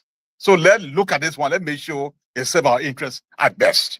So that's what I want to add to what Representative Benedict said, and I think he spoke very well. The next thing about the drug situation. The drug situation is not only a national issue, but it has a global impact on our country. Where when you're traveling, people start looking at you very funny.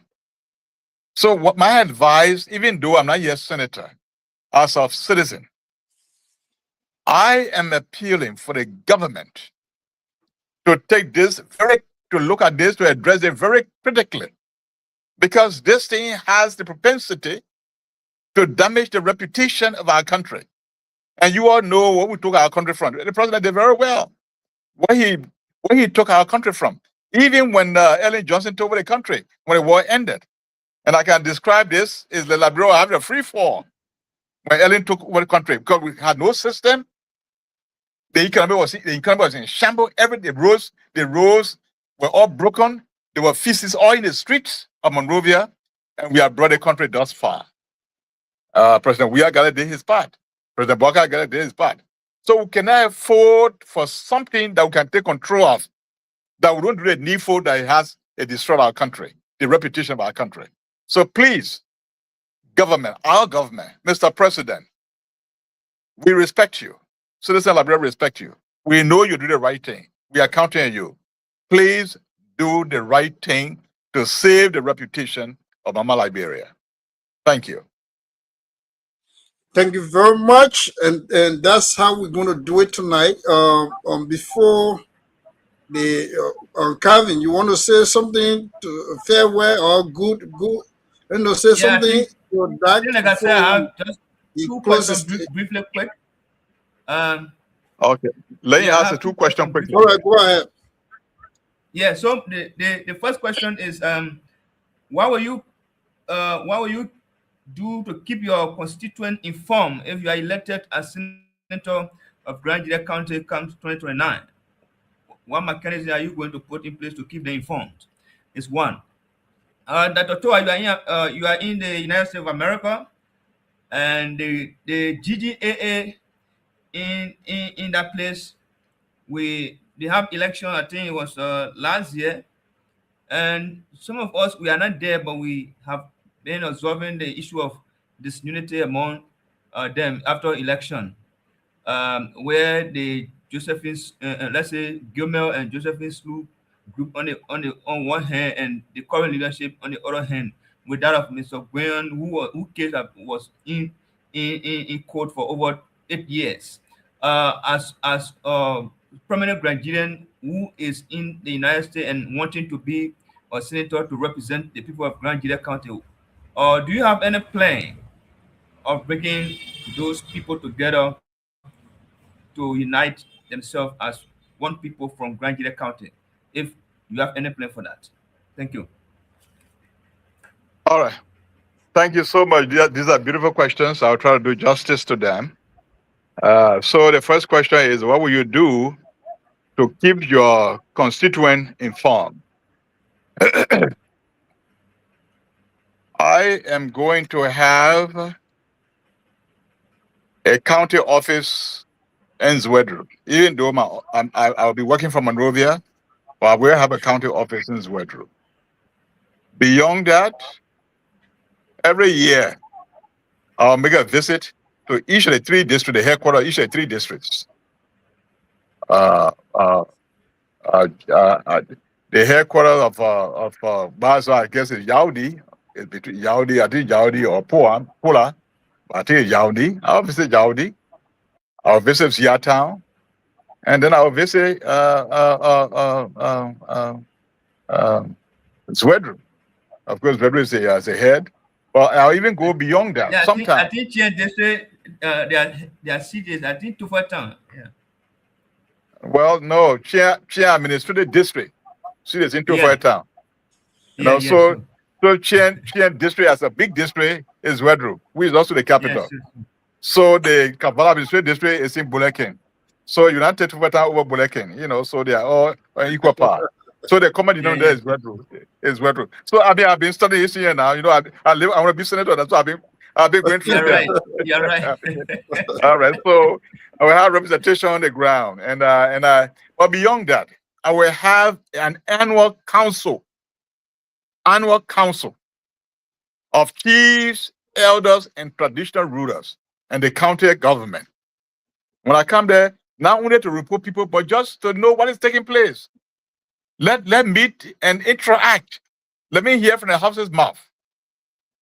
You see, and part of the county development budget, or maybe some of the how we call it, social development fund, we'll put more money aside for consultation. Where we'll bring our people to the capital, or we'll say, well, maybe we're going to Boston today, or we're going to Ziatown, to have the council, and I'm going to be in Red Room. We have council. It could be 1 or 2 or 3 days.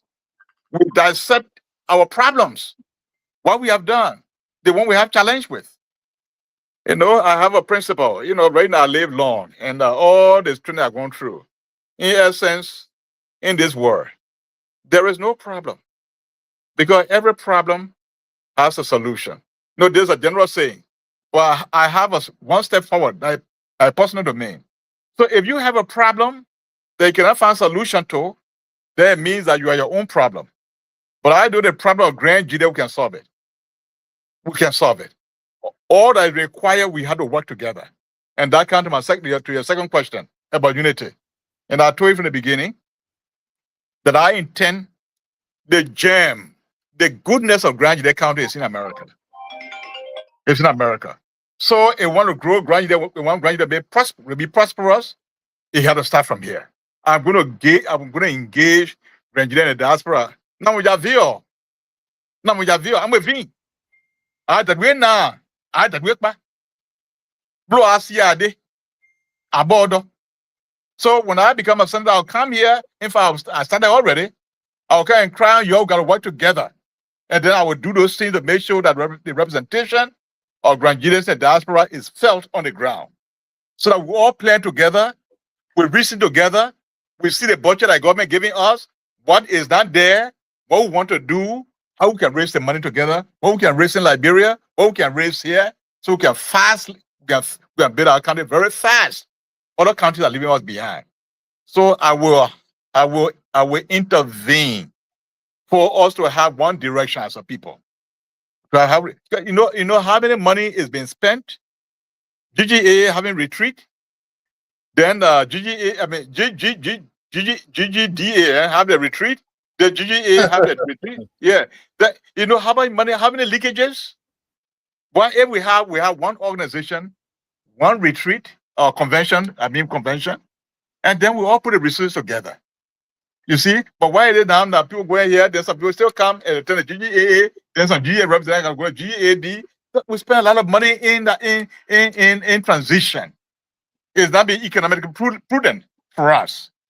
There are a lot of leakages of our resources that is not benefiting us. So I would beg everyone, even if I had done anything wrong that would divide us, I would not hesitate to apologize. Because it's not about incriminating me anyway. It's about our unity. We can do that. And I would do the same thing to everyone. So we can grow together. And I believe it. In fact, we are almost there. But we just need to harness that. We need to harness that. And so the question you asked, for me, that's only the question that I'm trying to answer. I take it as a marching orders to reinforce my engagement in the diaspora, for which I'm here. So thank you so much. Thank you. Mr. Freeman, I don't think I have anything. I don't have anything much to add. The question asked by my son, the question is just so good, address all the things I would have said. Yeah. Right. So you can just give us your 1 minute parting statement, and then we'll take it from there. Well, it was very, very nice with this kind of engagement. We hope in the future, don't forget to come on Gedeh HotSeat for us to have these discussions.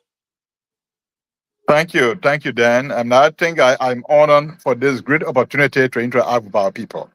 Right. I am so elated by your kind generosity. You, so what's your name again, Papa? Your co-host. What's your name again? Name?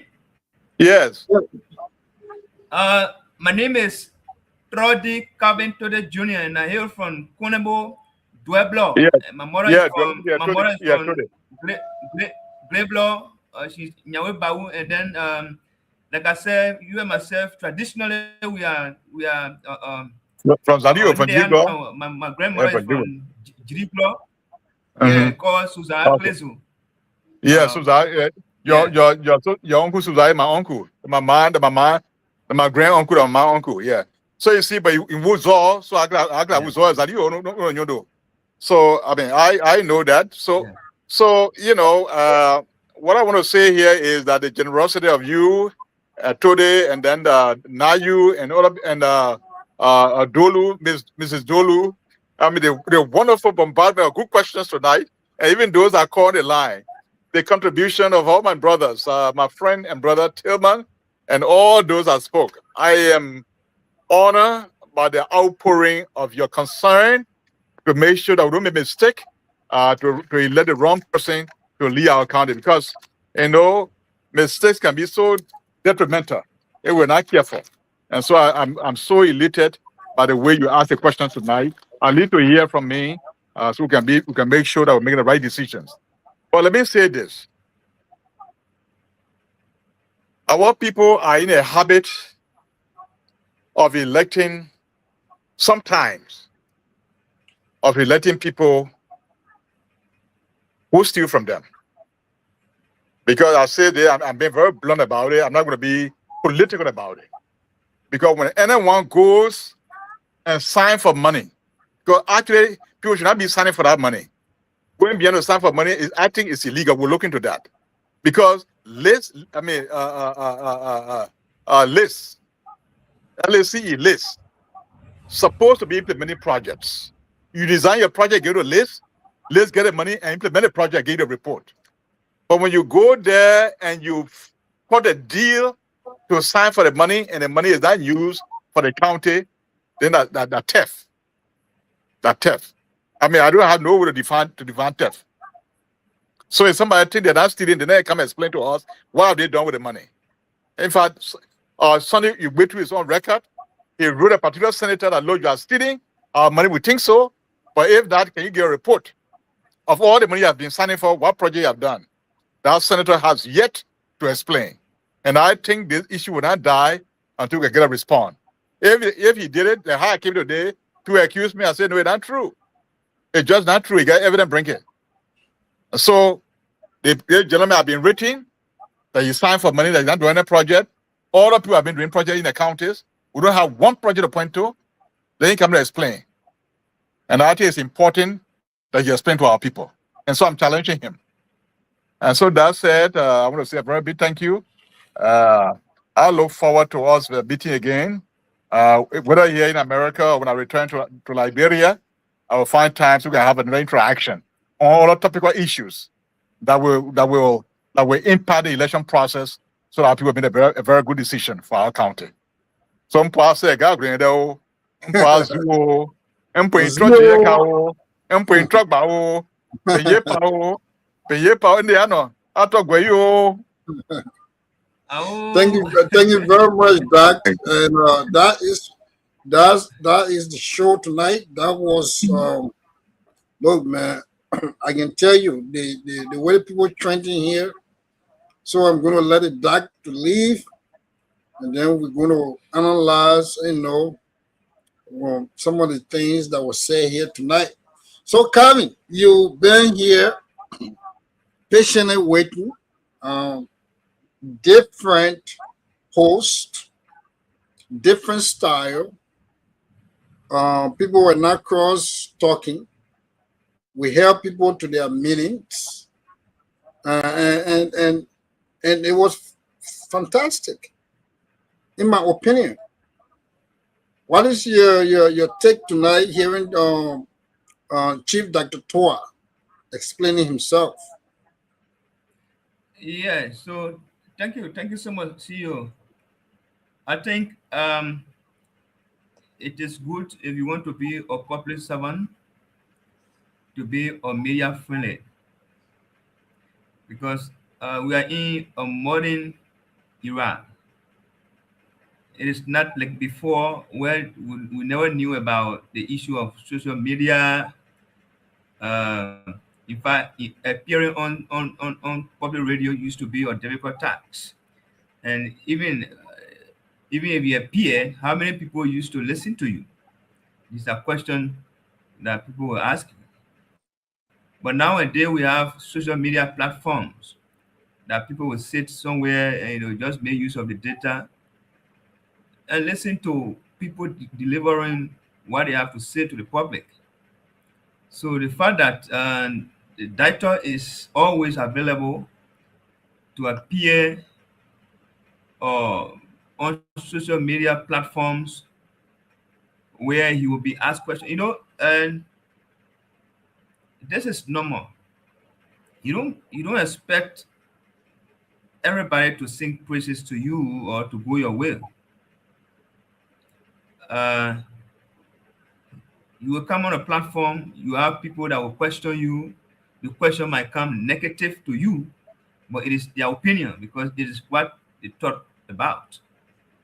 And there are people that will ask questions that will be in your favor, that will defend you in the process because everyone has their side. That's democracy. And appearing on this platform, I think it was this is the second time for the director to appear here. But I think he he made a point. People that are supposed to listen, they listen to him, and people that are supposed to get something from his deliberation have gotten something from him. So yes, the the show tonight or this morning is not bad. Uh, for me, I was really prepared. I jotted down my questions. That's why I didn't struggle.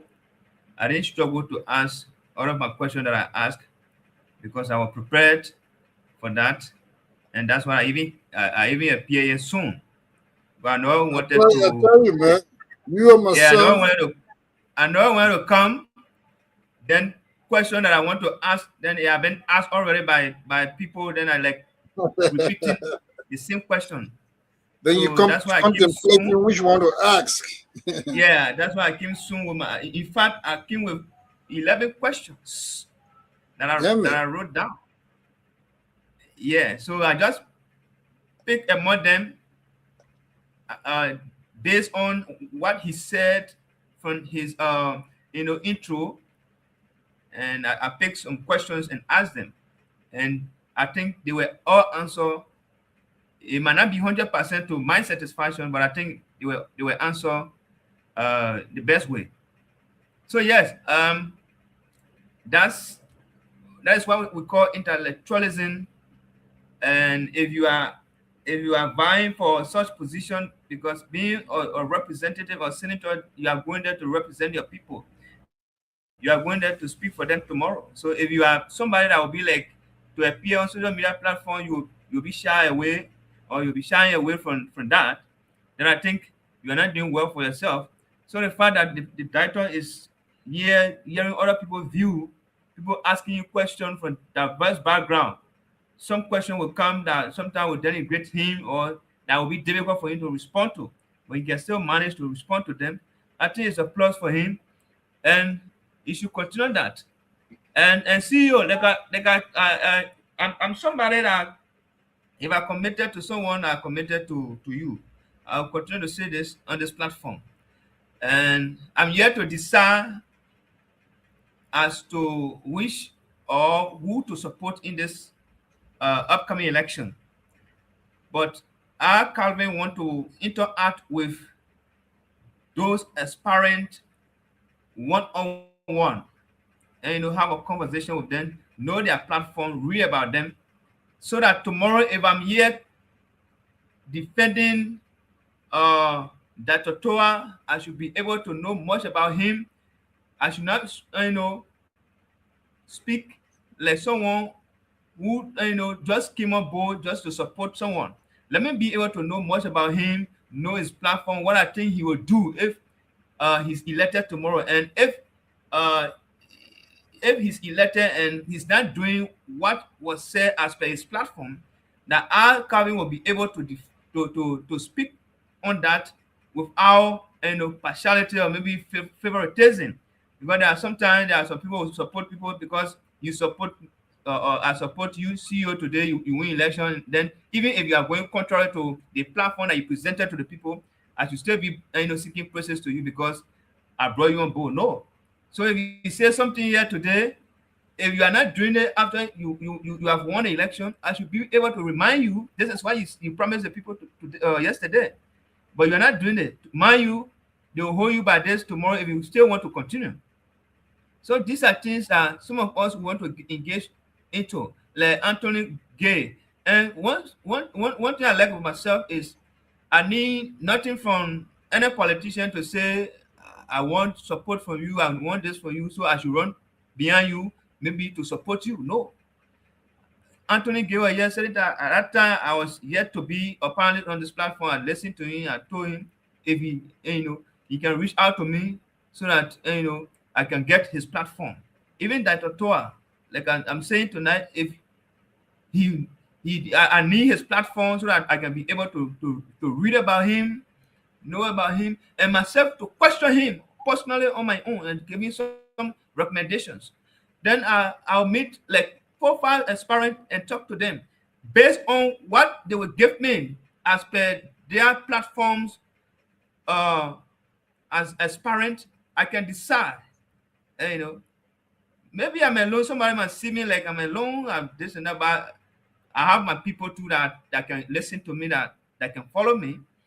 And with that, I think we can move forward. So for now, I'm still observing all of the aspirants that are still coming in. Until then, I remain an independent person. But my main goal here is for Zoe to be removed from that position. Let Zoe be replaced. He has spent his time. You'll be spending 24 years come 2029. And I think we should give the opportunity to another Ghanaian. At least. Thank you very much. Zoe are building a house in Zwedu with social glasses on it. Then another person come and build their own maybe house that will get social plank or whatsoever. At least then Ghanaian is developing. But we cannot continue with one person over and over. I think we need to bring somebody else on board. So that's thank you. That's how we're going to do it tonight. Thank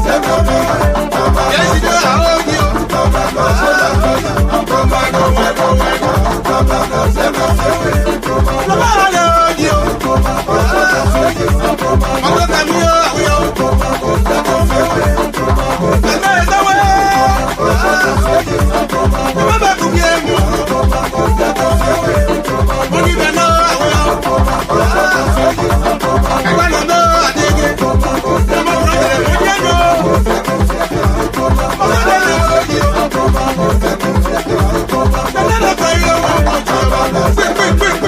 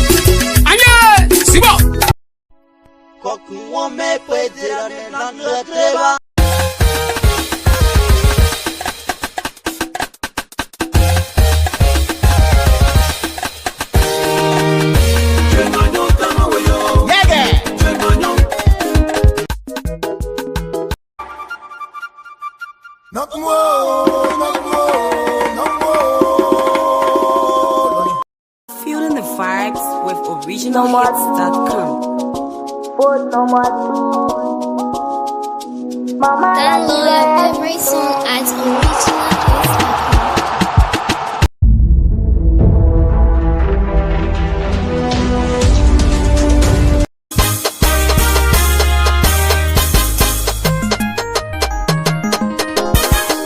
Records.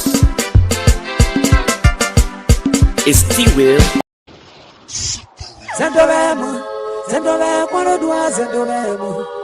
Kukwano kwa ye Zendovemu, me arato wewa me yera. Bueno, militaire avec mon dia, il est un commando. On dit à mon pleo, on le voit pas pour le commando. Ben, ma yegi. Mix International.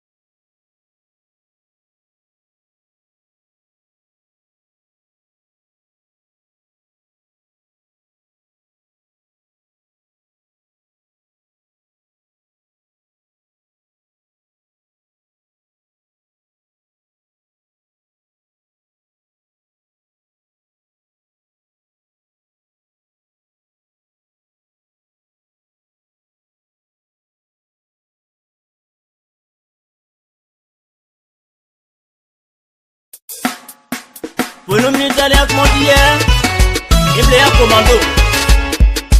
On dit à mon pléo, on le voit pas pour le commando. Ben, Mix International.